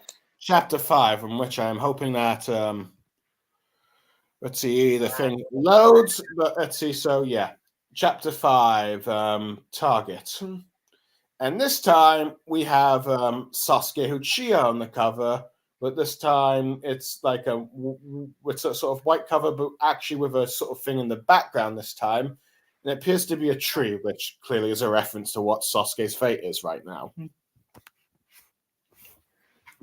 And I'll probably say at least now, granted, all the covers I say aren't that good, but at the very least, I think this Sasuke tree cover one looks the best. It's more detailed, I would say. Yeah. Especially the background, too. The background's especially more detailed. Could you say that louder, Lucky Shitting? I was saying that even the background looks more detailed. Yeah. yeah, it looks a lot more detailed than just some paint-colored backgrounds that Ikimoto's been doing. Mm-hmm. Definitely. Say that again, I couldn't quite hear it. I said definitely. Okay, so yeah. Chapter 5, in which my phone is taking a while to load, so I'm going to try and read from my Chromebook. So yeah, the chapter begins with Boruto cutting some bamboo or straw wooden poles like you've seen most ninjas do. Mm-hmm. And he looks, and seems to be in midway in his training, in which he really starting to look like where he really looks like an Uchiha wannabe fanboy with like, looks like his hair looks like the Sasuke style. Like, oh, come on. You can't tell me, especially with that one page with Sasuke saying that's good enough for now and saying it's time for a break. He doesn't look like he's trying to imitate Sasuke. No, okay. That panel I could see. The front the front was a little hard because I could see it with the one eye covered. That I can't see. It looks like it either way, Lucky Chi. I guess. He really does look like a Sasuke fanboy. He looks like a complete, like he's literally trying to copy him. So yeah, you then pretty much going like him going. Let's see, then them having their break with trying to call him Old Man Sauce, but then just go to Master, asking him what he thinks of his Chia style. You think he's mastered it now? And we learn that this has actually been like at least a year. As he says, he seems to have taught him almost all the moves that he has. What's that? We call him Sasuke a better sensei than Jiraiya? Oh, that's out too loud. Okay, let's see. No. Do not dare ruin the great name of Jiraiya. You know I'm just joking when I say that. Okay, but yeah. But Boruto being completely obvious on like okay, he's being a complete Sasuke copy wannabe fanboy. Mm-hmm. Sasuke is pretty much Singh says that Boruto's learned pretty much all he can teach him. But Boruto tries to say that he was just joking. There's probably still much more he can cheat. But Sasuke says, does this face look like someone that jokes? Which, to be fair, I don't think I've ever seen Sasuke joke in his life. But let's see, Boruto says, okay, fair enough. I never think you've cracked a joke. And Sasuke goes on that he's pretty much a genius, but I'm pretty much describing him as a Gary Stu. Honestly, I'm kind of surprised that the layout of the pages in black when they usually do the flashback, because I know that's what this says. Did you say not in the black in the flashback? Did you say no? Like I'm kind of surprised that the layout of the page isn't in black, like how flashbacks are usually done. Well, this is Ikimoto. He only ever does one pages and never does double spread, so I'm not surprised he forgets to do the black in the flashback. Yeah. So yeah, chapter structure is definitely not one of his strong suits. Mm-hmm. Could you speak up a bit, Lucky Chi? You're starting to sound a bit quiet. I said yeah. Anyway, so yeah, he pretty much thinks that he's done or made no mistakes like in his training. Let's see, telling him to just keep practicing and he'll make all this move. And saying that eventually he'll make his own moves with what he's taught, and eventually he'll be a lot like Naruto.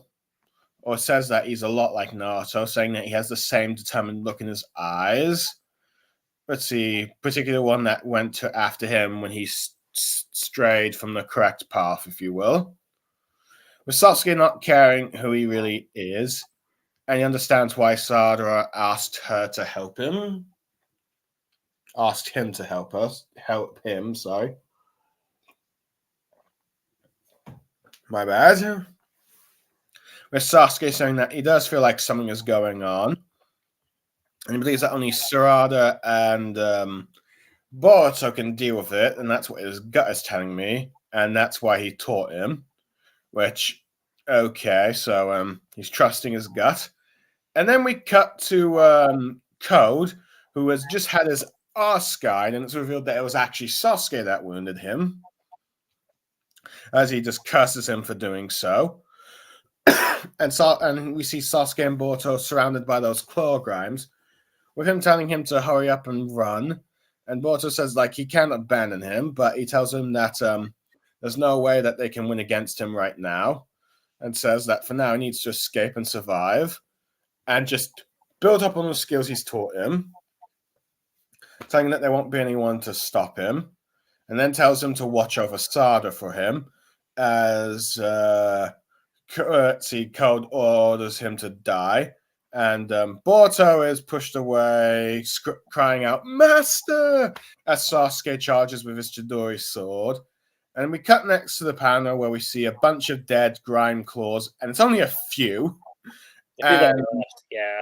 And then sort of the divine tree. And when we see Sasuke being stuck there and Boruto taking his sword, saying that he's got, this to Sasuke, or calling him master.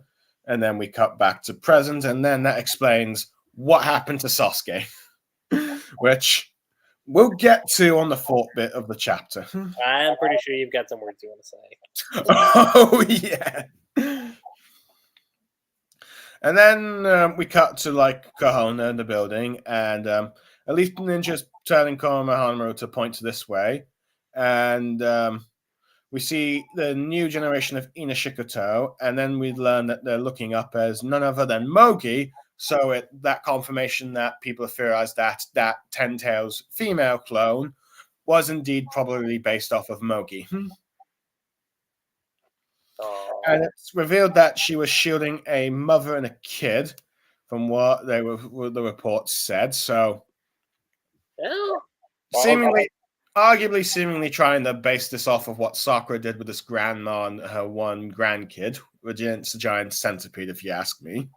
Yeah, I was gonna say. I mean, on one hand, this is gonna give Shikacho a little bit more spotlight. Could you say that out louder?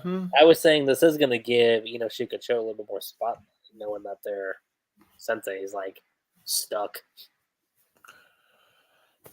Okay, and on the other hand, well, maybe you could give Konohamaru some spotlight, knowing that this friend. But no, let's see. No, it sounded like on one hand this might lead to something positive, but on the one hand there's something negative. That's why I thought you would apply. Oh, okay. The one negative is that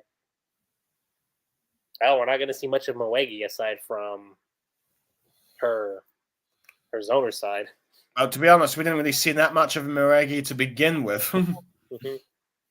And frankly, I'm not sure many people are actually going to care, but we'll get more to that on the thoughts bits there. But yeah, Moegi is stuck in a tree, and you pretty much have Team 10 the new Team 10 vowing revenge against Code and the Ten Tails. With Konohamaru saying that Mogi isn't dead, and says they'll find a way to get her back together. And with Shikamaru saying, yes, sir. Arguably, with him now probably going to be the new mentor of this new of Team 10, which arguably probably he should have been, since, Saratobi's are supposed to teach the Inashikacho generation. Though, but anyway. I guess that you could see this more of like Kakashi going from. And granted, it was only for an arc, but you see this as a repeat of the Hidden Kazuku arc after Asuma died, and then Team 10 needed a new mentor, and that was Kakashi to lead them, because otherwise Tsunade would not have allowed them to go through. Yeah, and again, even though that was just for one arc, but possibly, yeah, but arguably you've pretty much got this manga repeating the same ideas of Naruto, pretty much. But anyway, We'll get back. We'll get to that more in detail later. But as we see Mowgli in the tree, we then cut off to her like Ten Tails divine tree clone, if you will, and let's see. She senses the sadness and anger from like the Inashikacho children as well as Kanha Gritzy Kana Hamaru. Mhm. With like the leader Ten Tail clone saying about how it's proof that your awareness is being simulated and that while they all might still be one being, let's see, those emotions you're feeling from Mataratsu, it seemed to be hers alone. And talking about while there exists to be a single entity, they're still of the divine tree. They are still got their own So consciences going on. I was gonna say, so based on that, I'm guessing her name's Matsuri. Based on that. Hold on, we'll get to that in a sec, Lucky. As he talks about how they still have no Jutsu change on trying to devour either Boruto or Kawaki to reach their final form. But he wants them all to declare one thing they want right now, particularly him. He says he doesn't know why he wants to feel this way himself, but he has the desire to target a specific thing, and apparently the leader desires to devour Naruto Uzumaki. And during this, So Jigen confirmed. That's all I'm saying. possibly, but anyway, then we cut to Ida, who is just like who seems to be watching this all, saying like, "What the seriously?" With the Mogi clown being like Naruto Uzumaki, and the bug one saying, "Why he ain't no Sutsuki." With him saying that is correct, even though they are the divine trees and they are evolving differently than usual, it appears that there's some change happening to their instinctual drive as well. And tells the others to give in to their instincts and bet into your inner voice or whatever. And like saying, like, we might let's see, we can have a personal target as well, and who should you choose? With Damon asking her sister what's going on.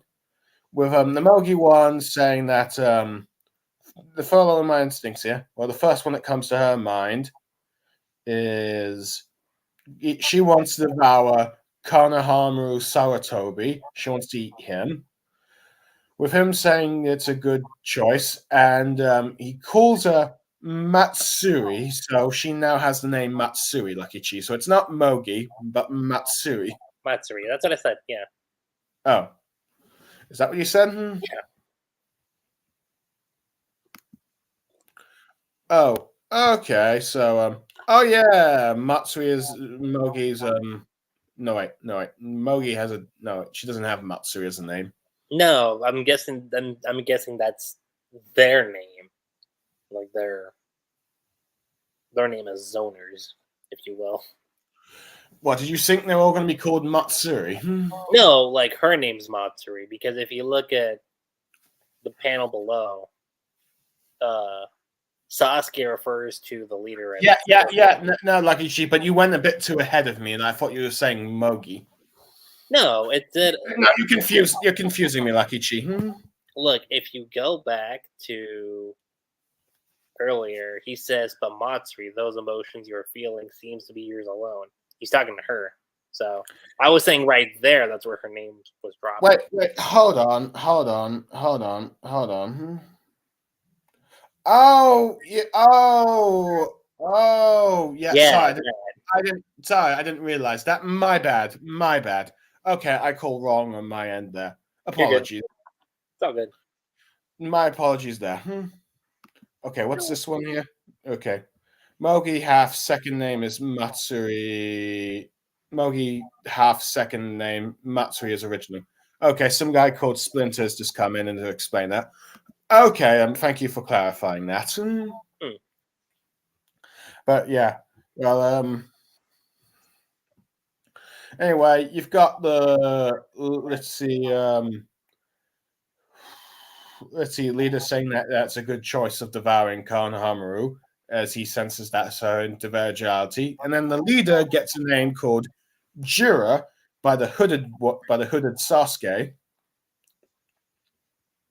But he asks him, he has one question: what exactly are we? I'm with him. Yeah, which the one now called Jura says that that's a fair, reasonable question, but at the moment it says it doesn't matter. It's saying that they're going through some sort of like growth pains, if you will, and based on their and it's saying that they don't need to worry too much about it. And asks him what he wants to do that's important. Just revel in your instincts and decide your target. And then it's revealed to be the hooded ones to be called Hidara, and asks, "What do you want to do for your identity?" Hidari.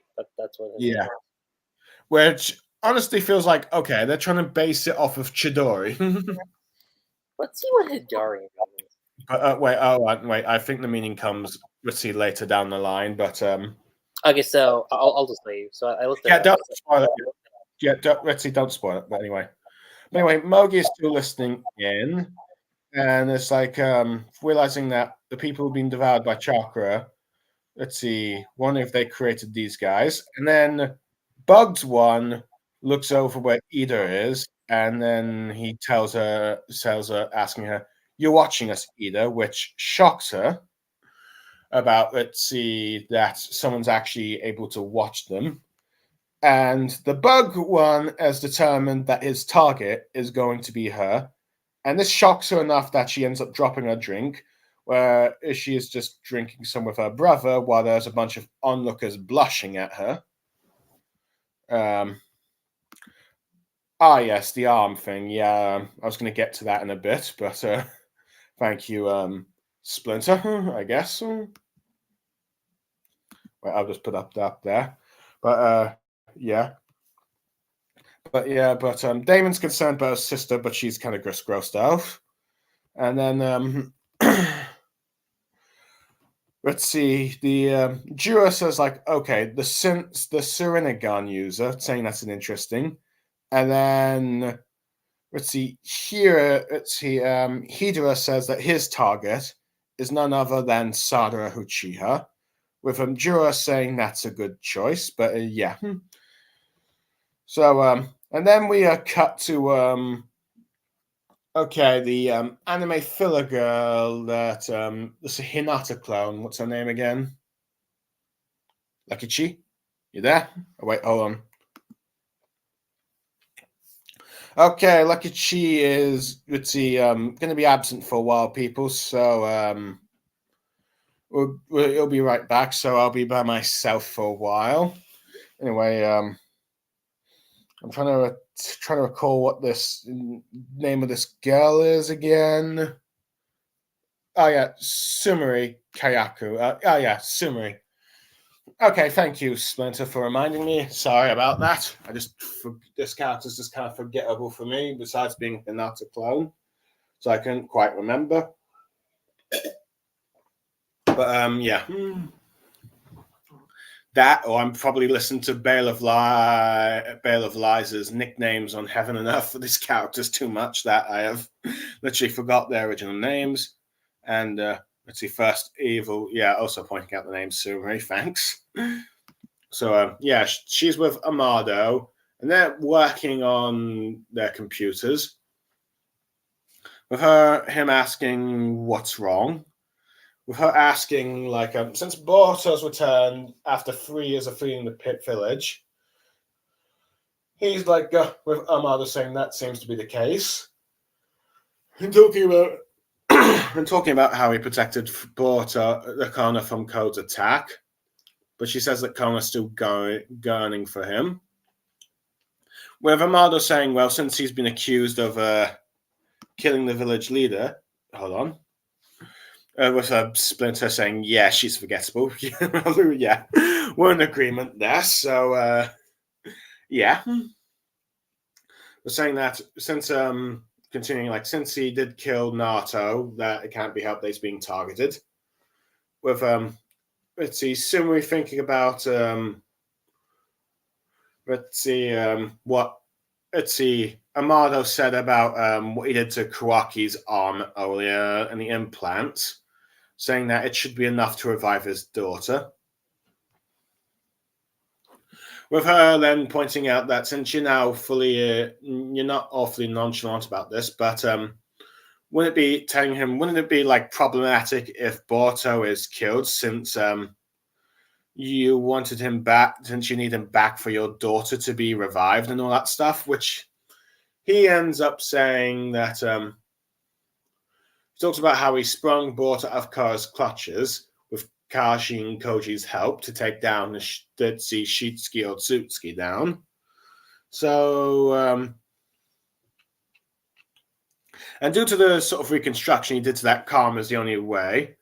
After Shitsuki's death, he imbued his daughter's data when he reconstructed Boruto's dispelled karma to restore a human soul exactly as it is and all that stuff. So he points out that's why he needs Boruto alive, and it's saying that's why you're getting at and all that stuff, which she agreed, which she remains silent, but it's clearly confirming what he's saying.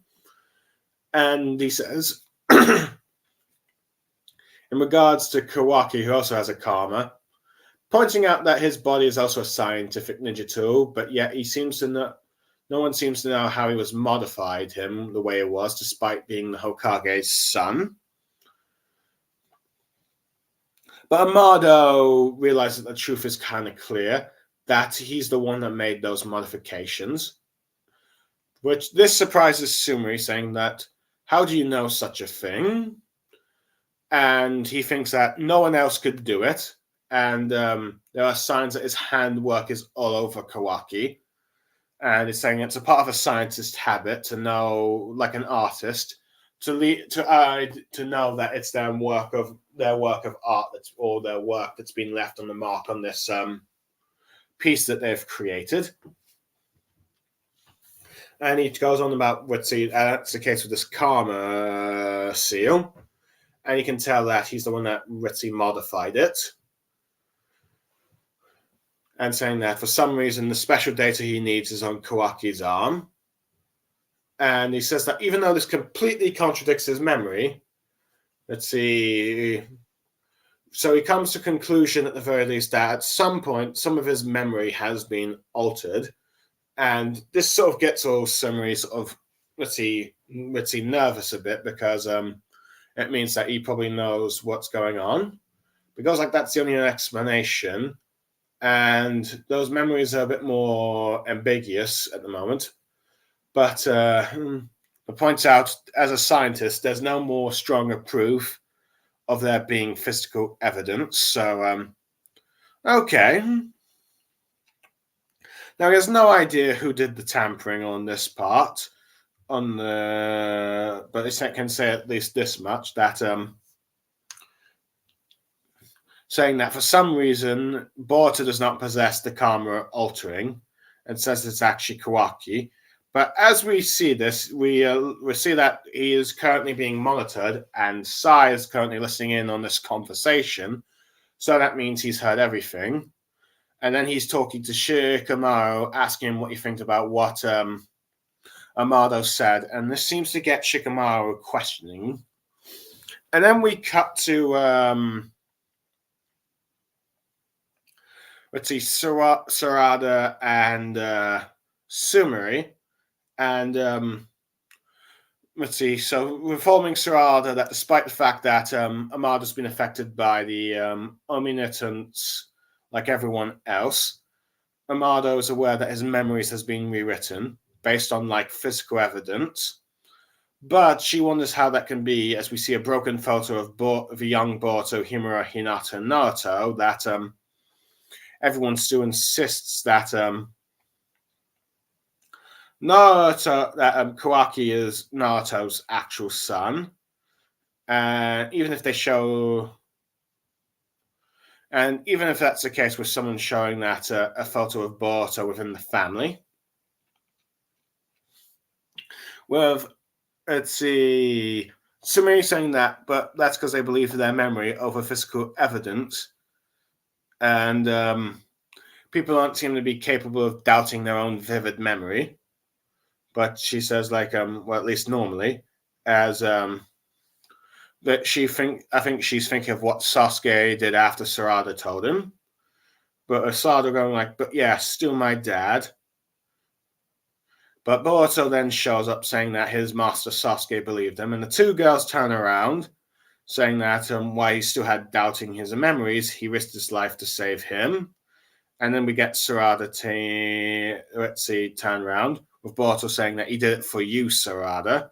And then we get Sarada hugging Boruto as Sumire looks on, with Boruto just letting her hug him, with her saying that Boruto is late, calling him stupid Boruto. And then Boruto saying that, sorry, I'm home now. Ending the chapter on that part. And Lucky Chi's gone just as I need him to then give my thoughts, because I need a break after reading all that summary.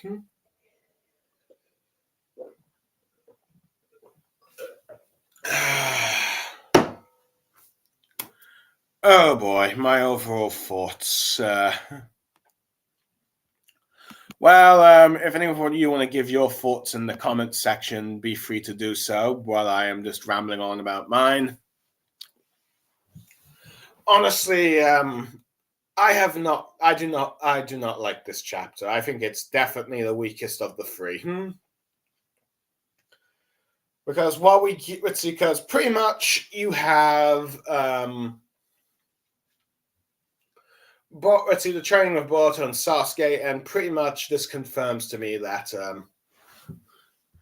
First Evil saying it was BS, and I feel like I've lost brain cells. Oh, ouch. That's a harsh criticism to say.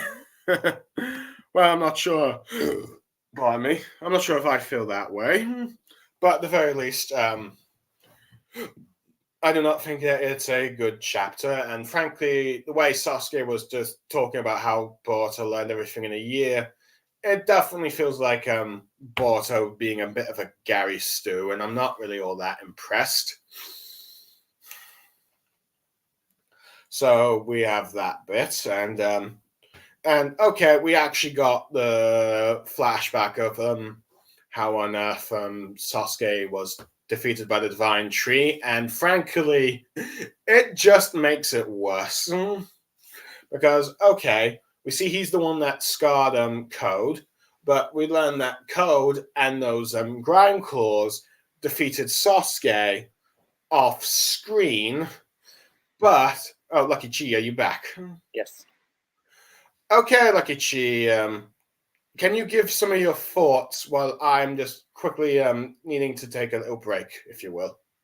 Hold on. In a minute, but for the moment, just give your thoughts while I'll see you all in a second.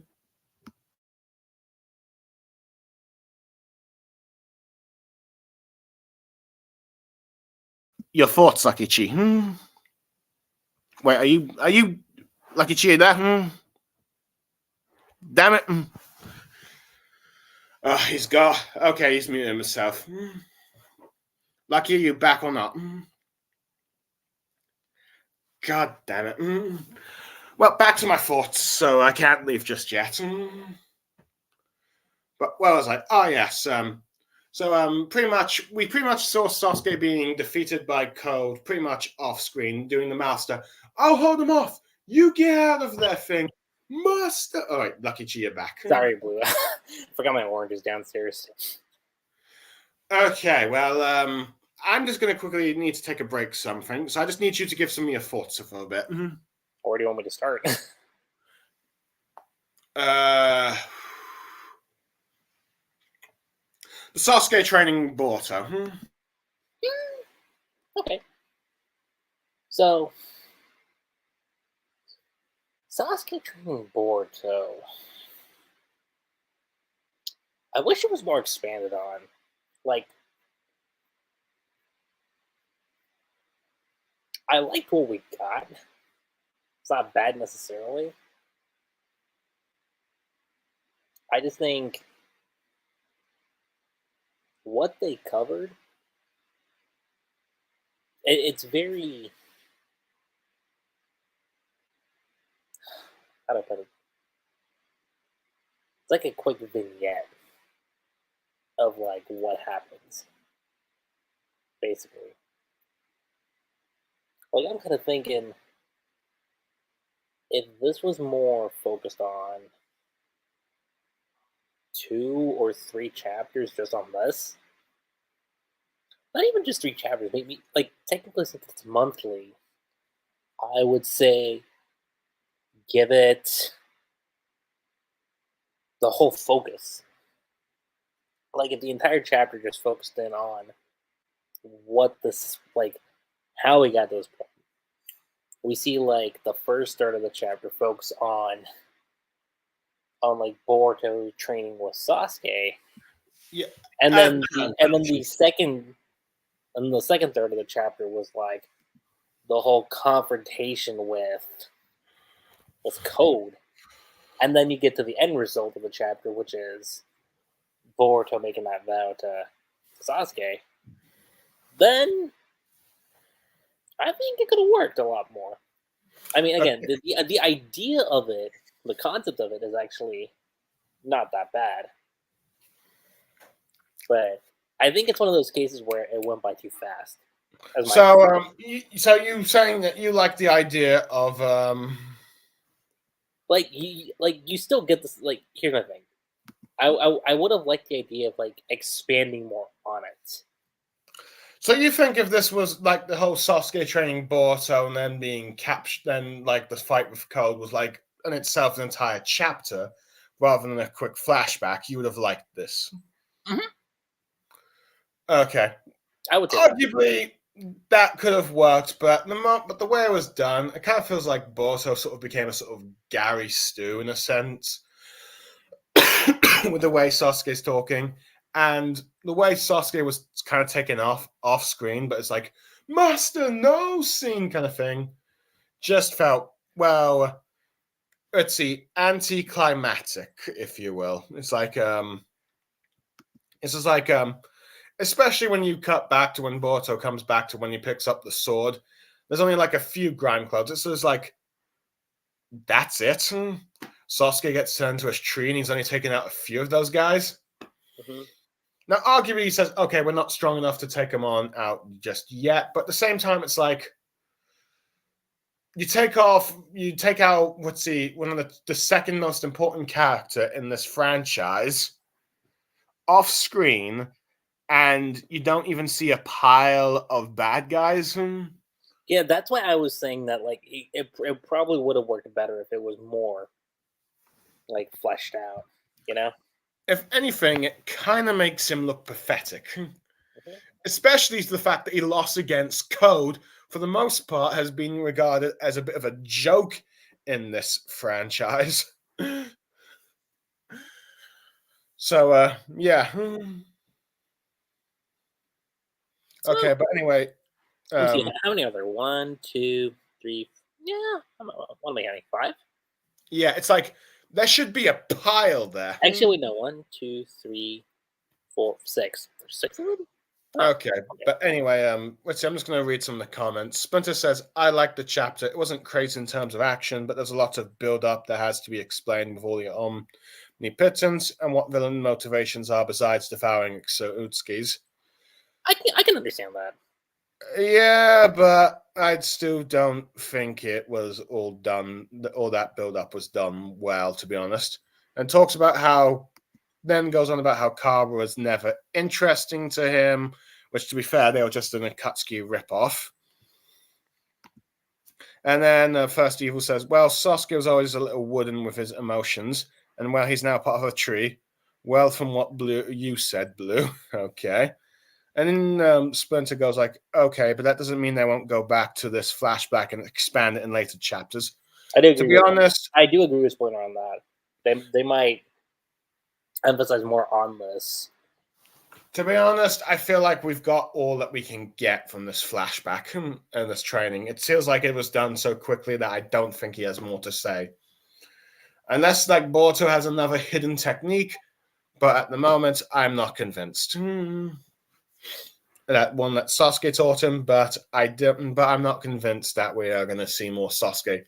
If I am wrong, fair enough. But at the moment, I am not. I am skeptical.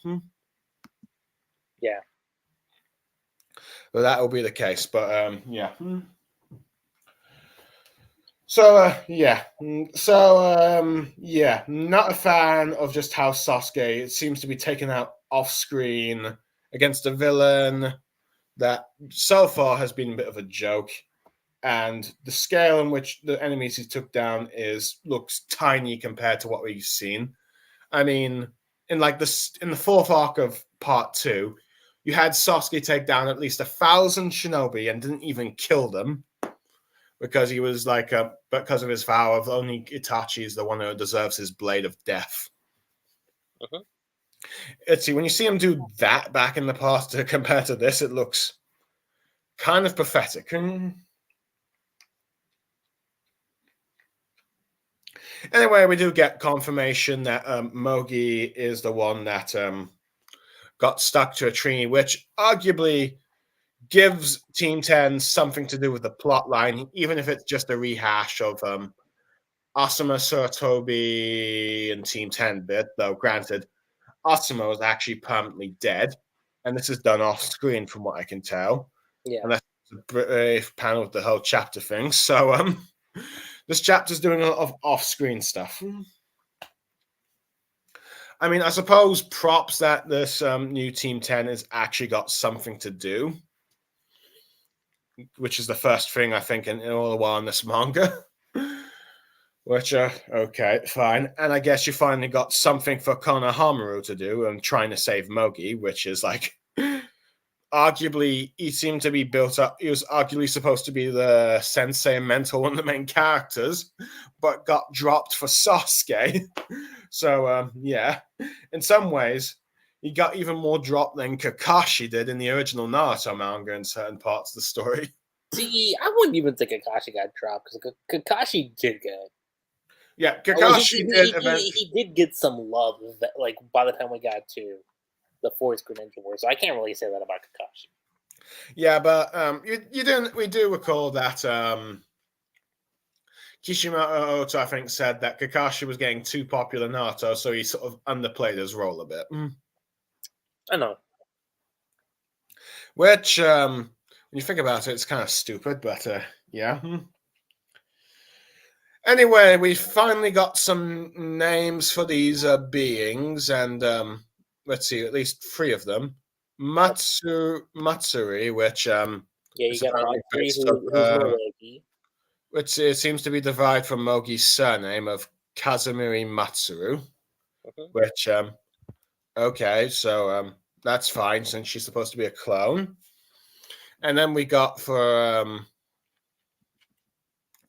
Sasuke's is Hidara, which Hidari, sorry, which apparently means left. So yeah, it means left hand. That's what it means. Let's see, since he's left-handed, a reincarnation of Indra Otsutsuki, and left represents evil, darkness, and malice in many religions and cultures, which is arguable. Which also could be how you see conservatives and diehard conservatives view the left in terms of political ideology. So I just had to make that joke, like Ichi. Oh shit! You know what I just realized? What? Maybe this is how you bring Sakura back into the picture. We'll get to that in a second. But hold on, I got a comment from someone Splinter saying, I'm kind of surprised that Sasuke mentioned that it's all about Sarada and Boruto to figure out what's happening. Is that implies that a female character will have a bigger role this time? I wouldn't get your hopes up. I would say 50-50. I mean, I'll say this. If we're comparing Sakura and Sumire to... not Sakura. Sarada and Sumire to Sakura and Hinata. Oh yeah, I'd definitely say they got more relevant than those two. For sure. Okay, more than Hinata, yes. Sakura. You can't deny that. No. Think about it. What else? What did Sakura get? Besides the war, in between. Okay, now, hold on. Think about it. Let's see. Sakura, a lot of the Team 7 drama in the beginning of part 2 and the midway of the Kage Summit arc. So, and even I'd argue a bit of the at least was still active in the background of the first few arcs of part 2, even though she should have played a bit more of a role. Sadara, let's see, arguably just because of the whole save Boruto thing, but I'd still say she's not as active as some people make her out to be. I am still not complete, and First Evil is saying Sakura is still best girl to me, and well better than Hinata. Sorry, Chi, not really. I didn't say that. Well, it seems that must have been what he assumed you were saying. But anyway, now is Sakura going to be relevant? Arguably, I feel like with Hidari, definitely. That's not even a now, question. arguably, it could be, but you could still arguably have it could be. That's flat out setting the stage now. It's possible, but I could still see. Remember, like, but I'm just saying, if we compare this to My Hero with Ochako, it's the same thing. Okay, arguably, yes, it appears that there's a villain that's set to target Sadara, but there still could be the possibility that, and this, that's lucky cheat. But there's still the possibility that Boruto could just end up protecting Sadara from this opponent. Listen, what was the biggest complaint we gave Sakura? Is that she never had a long-term villain throughout the manga. Yes, I know. So it looks like there's one that's being set up here for Sarada, but okay, let's see. Splitter saying, but Sarada is Uchiha. Sakura's just regular ninja that had to be trying to get stronger Tsunade. Arguably, yes, but the Uchihas have not exactly been relevant in Boruto. Lore-wise, to be honest. Mm-hmm. So, and even though she has been Uchiha, she wasn't exactly all that involved in the first part of Boruto Part 1. But anyway. Anyway, where was I going? So you have like Muratsu, arguably.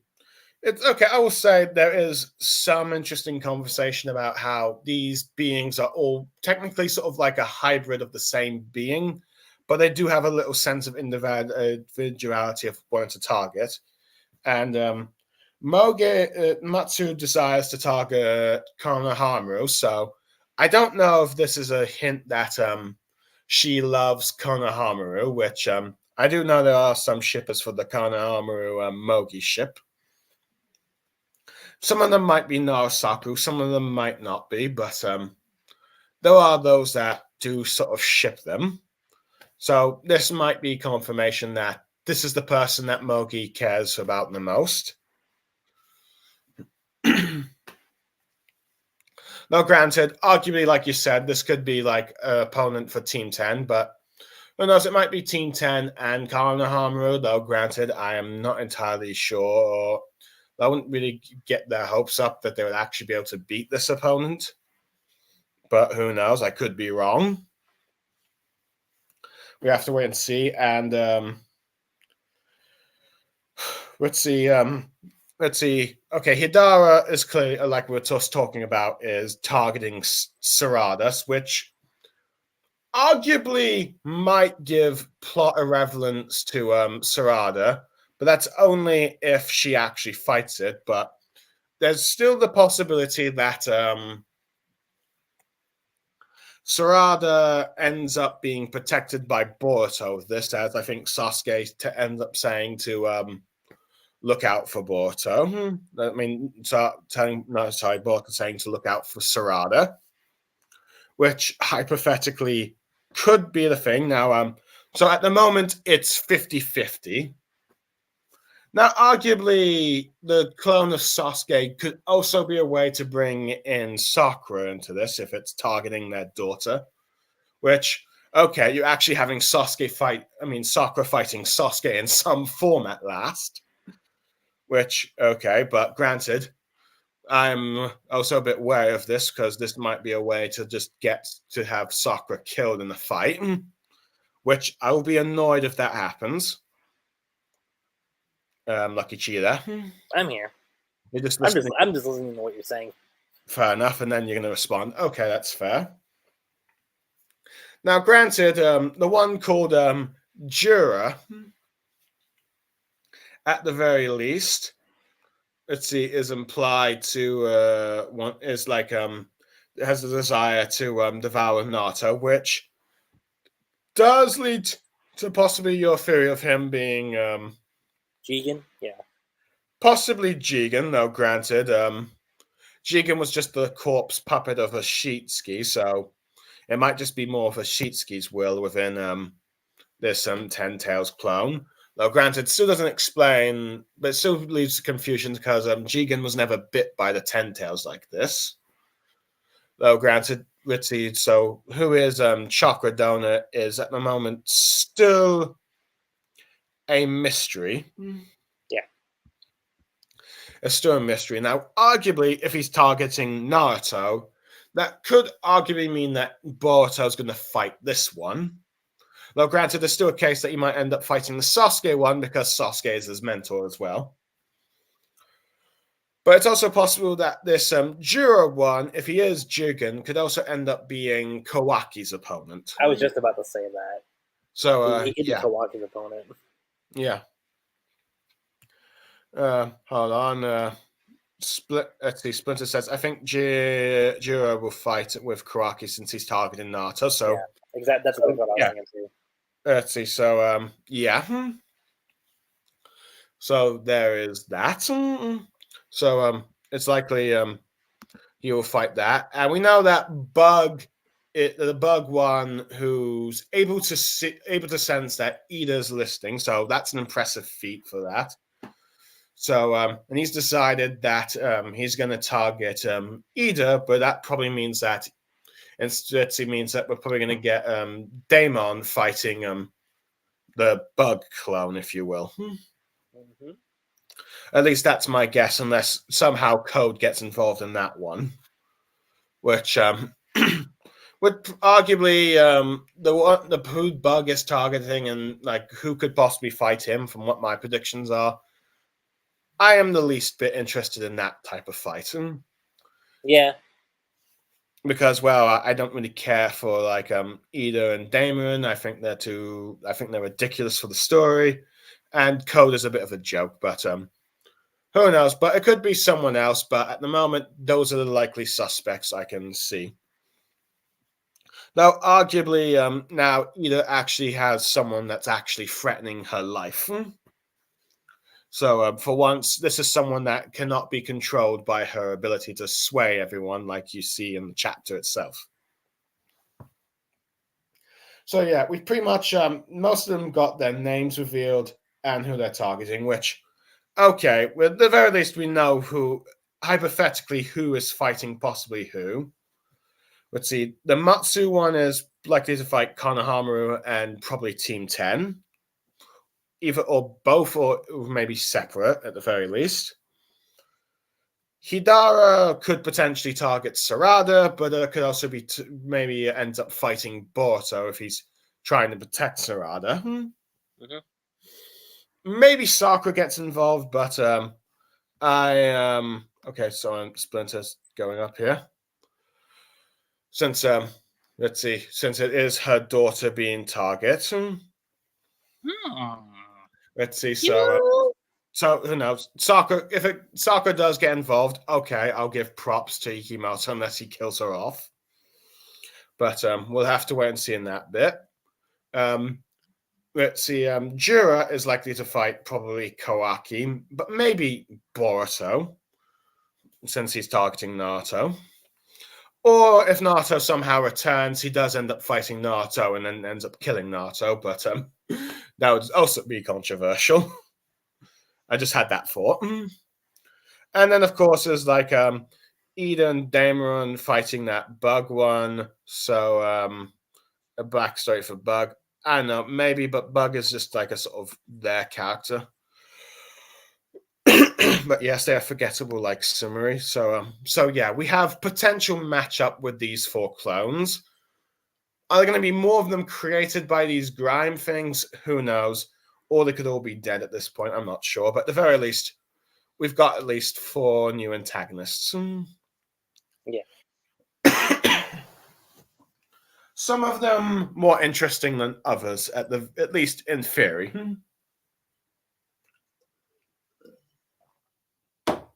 Even though I'm still not fond of the concept. Anyway, but I think one of the most interesting thing. Wait, hold on. Someone's making a comment, saying, "If we're gonna have like another claw grime like Kakashi, that would be crazy." Well, first you have to have Kakashi actually appear in the chapter. I mean, they've been teasing that Kakashi's gonna pop up at some point. I'm like, hey, we're in part 2. Well, so far they have not convinced me. Yeah. Well, anyway, this chapter has also revealed that Amado, despite also being affected by the Omitten's memory alteration thing, given this conversation with Sumeri, he suspects that his memories have been altered because he realizes that he's actually the alterations and all that stuff he's done that should be on Boruto is actually on Kawaki. And oh yeah, Splinter says yes, he's in the Boruto manga even once, reference to Kakashi. But yeah. So I don't know, Lucky G, how do you feel about this Amado figuring out stuff? I mean, given with what was established of him in part 1, it's not surprising. Did you say you established in part 1? It's not surprising. No, I said given with how his character was established in part 1 of Boruto, it's not surprising.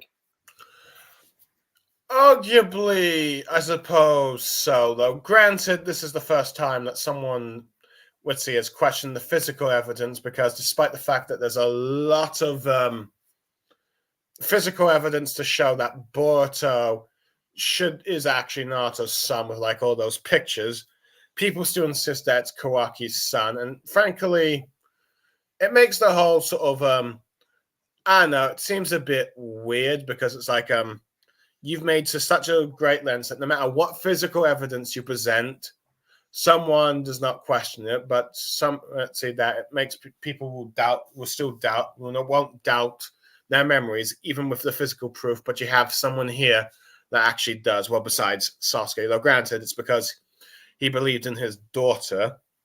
So I'm not sure. So honestly, they need to do some so arguably they need to explain this, because at the moment it's a bit contradictory. Though, granted, Sasuke, it's his attachment to his daughter.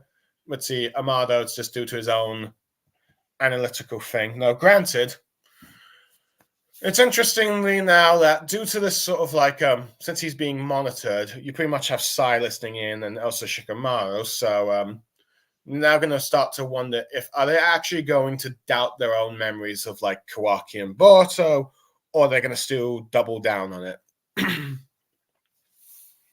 Which arguably I'll give Sumeri this. She's doing a much better at convincing people that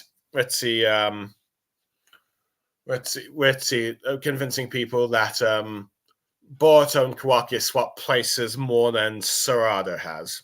Yeah, I would definitely say out of the two, Sumeri's doing a much better job. Yeah, she's doing it in a much more subtler way, so I would give her that props. So yeah. And Splinter saying, I wonder what Shikamaru will do now. Well, given the fact that Shikamaru has been kind of not that smart throughout this entire run of Boruto, I think he will probably do nothing for a bit, though I wouldn't be surprised if he does try to keep a closer eye on Kawaki. But I wouldn't really get much high hopes. But now, Lucky Chi, we get to like the reunion with Boruto and Sarada and the hug scene. Can we not talk about that? Well, Lucky Chi. No. I'm saying that because oh my god, and it's not necessarily that it's bad. It's just the topic has just been around this much. Well, Lucky Chi, we're reviewing, and unfortunately, we have to review all the content, including the shipping stuff. Ugh. Let's see. So, yes, arguably, this. Let's see. Many people have compared this hug scene to either the Narusaku hug at the end of the Pain arc, or the Sasusaku arc at the end of the Search of Tsunade arc, or the beginning of the Sasuke retrieval arc. Yeah, that's where this whole discourse has been going. I'm just like, which, arguably, yes, it's clearly trying to invoke those two things for pairing drama. mm-hmm. Because this manga knows it cannot survive without pairing drama. Shoot, part 2 in general of just Naruto by itself. Well, arguably, I'd say the first, let's see, up until the Pain arc, there wasn't really much pairing drama. Mostly because Hinata was pretty absent, and at the beginning, you've got a lot more hints that Narusaku was going in that direction. It's not until like the Hinata confession that it started getting to the pairing drama, if you ask me. I guess. But who knows? Though granted, I suppose Karin's arrival could also have invoked the pairing drama, because for the first time ever, Sasusaku's actually had a we had a ship threat that was like an alternative to go for Sasuke if Narusaku became canon, but we're not going to get into that.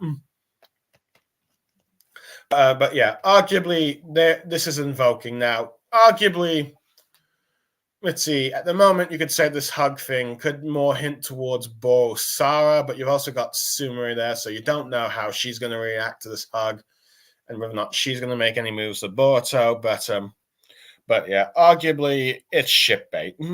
Yeah, I mean,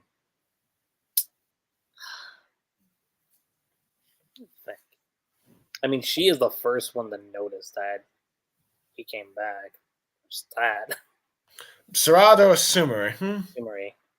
Could you say that a bit louder? I said Sumari. Like, if you notice the panel, like, she notices, like, his attention first before Sarada does. Yeah, arguably, yes, but either way, no doubt you have the Boruto shippers just going all crazy about it. Let's see, but for you and me, we do not care, of course. Yeah. Like, I've often said this. Like, when it comes to Boruto, who he ends up with, I don't care. He could be with Sarada, he could be with Sumari, it doesn't matter. Yeah. And for me, no, because let me say this. Could you say it louder? Because I'll say this. I think he's at equal moments between both of them. That's why I don't really care as much. It's very much how I felt with the whole Bleach ship debate between Ichigo and Orihime and Ichigo and Rukia. Like, I didn't really. It didn't bother me. You could see it going either way with that one. Yeah, so it's kind of the same thing how I feel here with Boruto. Is that, like, it can go either way. It doesn't matter too much. Yeah, as the first evil says, we know the song and dance. Like, I think that's more to let's see the Boruto ship thing. But yeah, it's like arguably yes, Bleach was more believable either way. So I wasn't either offended one way or another. Even if I might be more towards preference to Ichirukia now due to my own shipping preference. But yeah, it doesn't offend me either way. Though granted, I expected Ichigo to become the Soul King and not end up with anyone. But oh well. That was a topic. But yeah, it would have been fitting for a Beta Switch end. But yeah. But and before anyone says but shonens are supposed to have happy endings, look at Attack on Titan. Don't say that a shonen series are meant to have happy ending, because AOT did not have a happy ending. You could also use Death Note, technically. Yeah. But Attack on Titan took it to another level, so that's why my mind went there first. Fair enough. And the way let's see Togashi, is it not Togashi, or it's Hunter x Hunter's mangaka? Yeah, Togashi. Yeah, the way he's implying he wants to do a very tragic, sad end for Hunter x Hunter. No, it's not even that. It's like he wants to do an ending that, like, like a very low majority of people would. Actually, Like, like, which I'm like thinking, you know what? I'm like, if it's gonna be an ending that pisses people off, you know what? Do it. Just do well, it.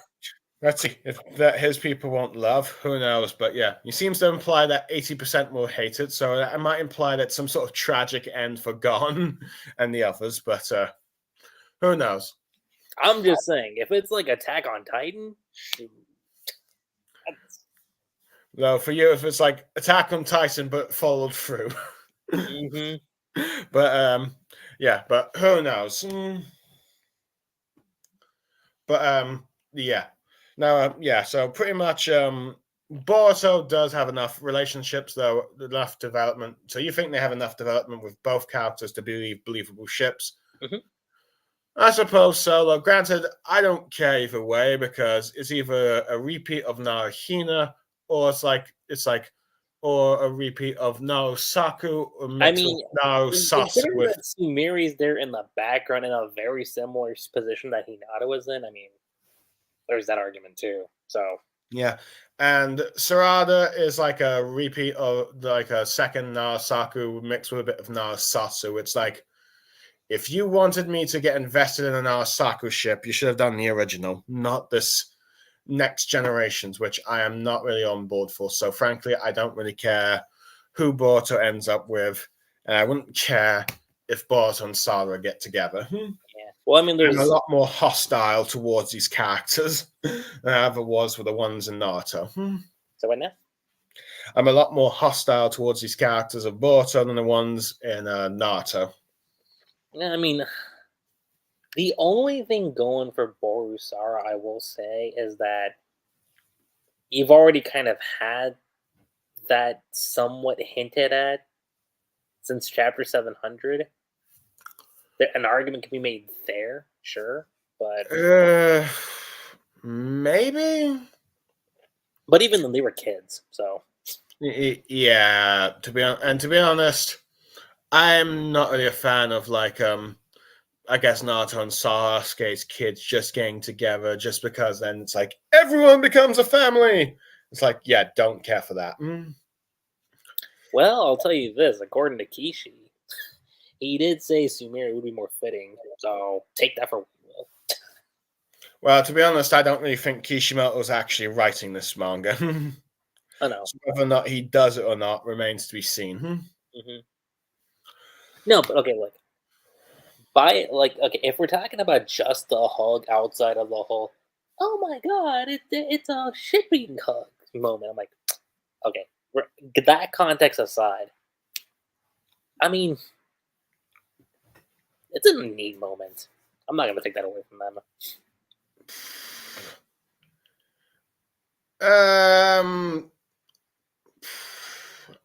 I guess. I mean, granted, it will probably lead to a conversation where Boruto talks about what's happened to him and maybe Sasuke, but other than that, it does feel more like shipping bait to me. Yeah. No, okay, like it is neat, but yeah, it does scream like ship bait for sure. Yeah, which but Especially yeah, with like how it's juxtapositioned with Sumeri being there too. Yeah. yeah. So yeah. So anyway, though granted, Boruto can't really stay in this village long because he's still technically an enemy. Hmm. And if anyone else sees him, he's going to have to leave. Yeah. He cannot stay here. That is obvious. Anyway, so Lucky Cheat, overall thoughts on this chapter? Oh, wait, someone's got a prediction.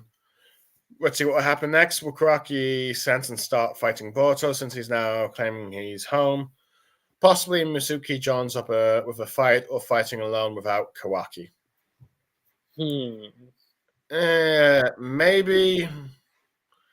But I don't know. I just have to wait and see how it goes. But if anything, Ida would probably be the first one to spot Boruto. Definitely.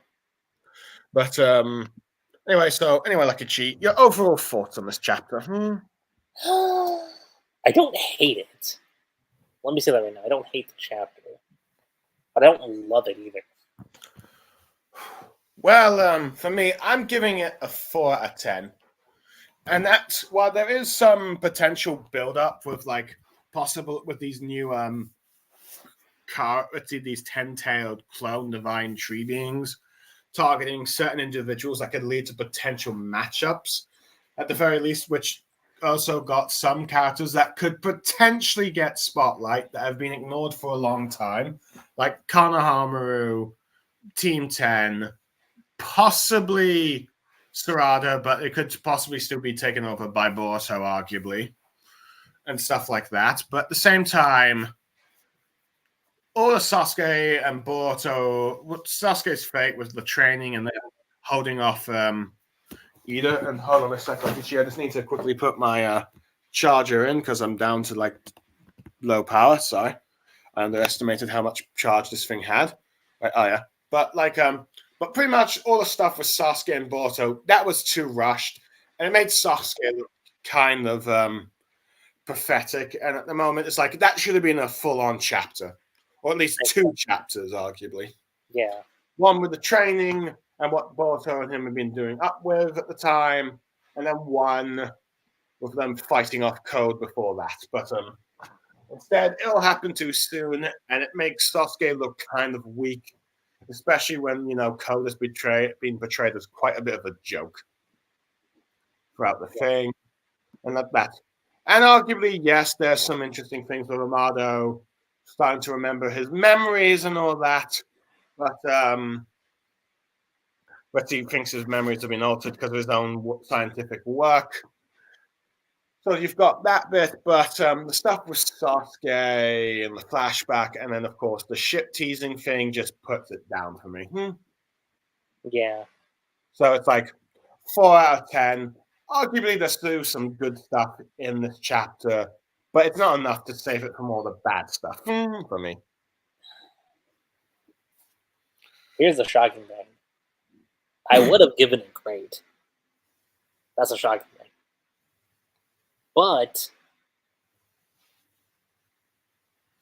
what brings it down for me is that a lot wasn't fleshed out on Boruto's training with Sasuke. That's one. The other part is like Could you speak up a little? The other part is the ship bait tease, I would say.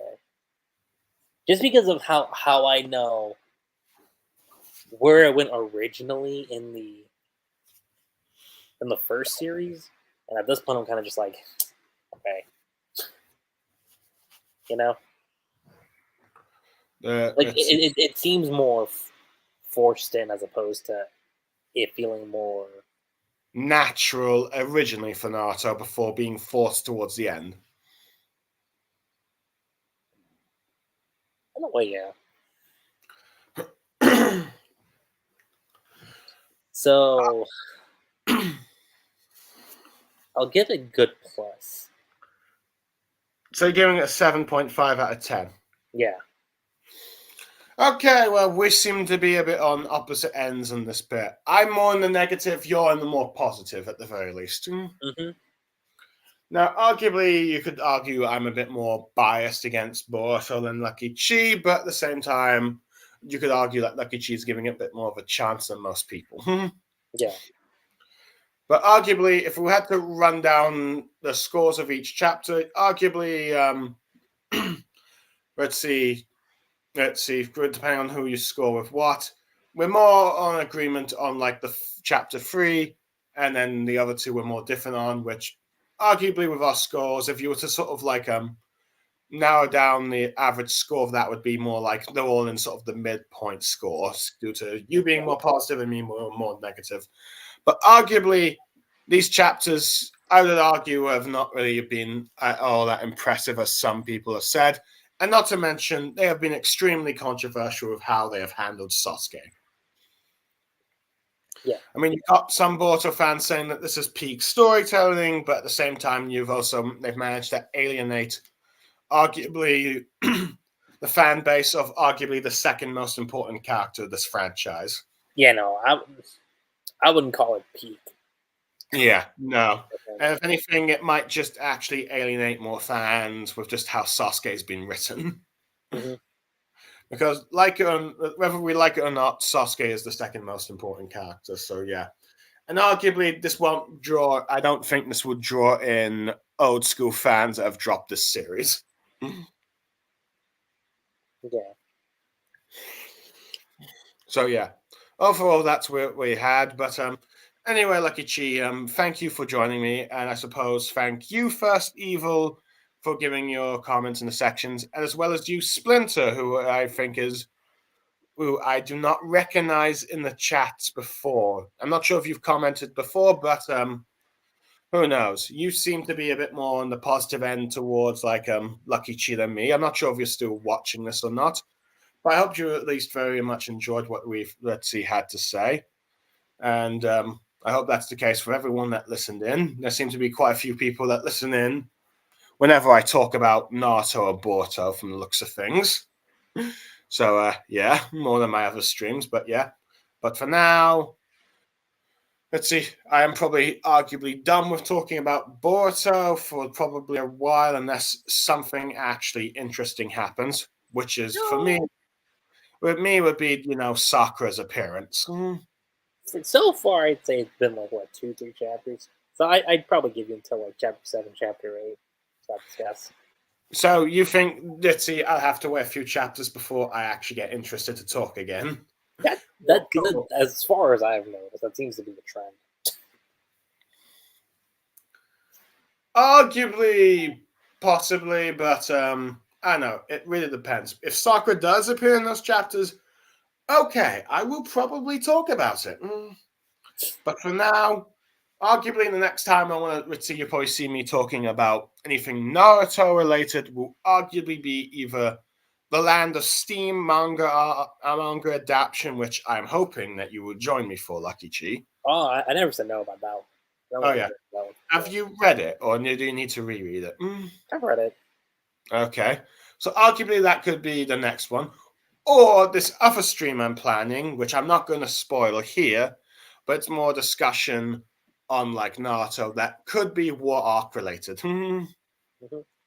But for now, I am pretty much done with the stream, and I'm Blue Star Saber. I'm Lucky G7. And we are signing off. Thank you for listening, people, and goodbye for now. Laters.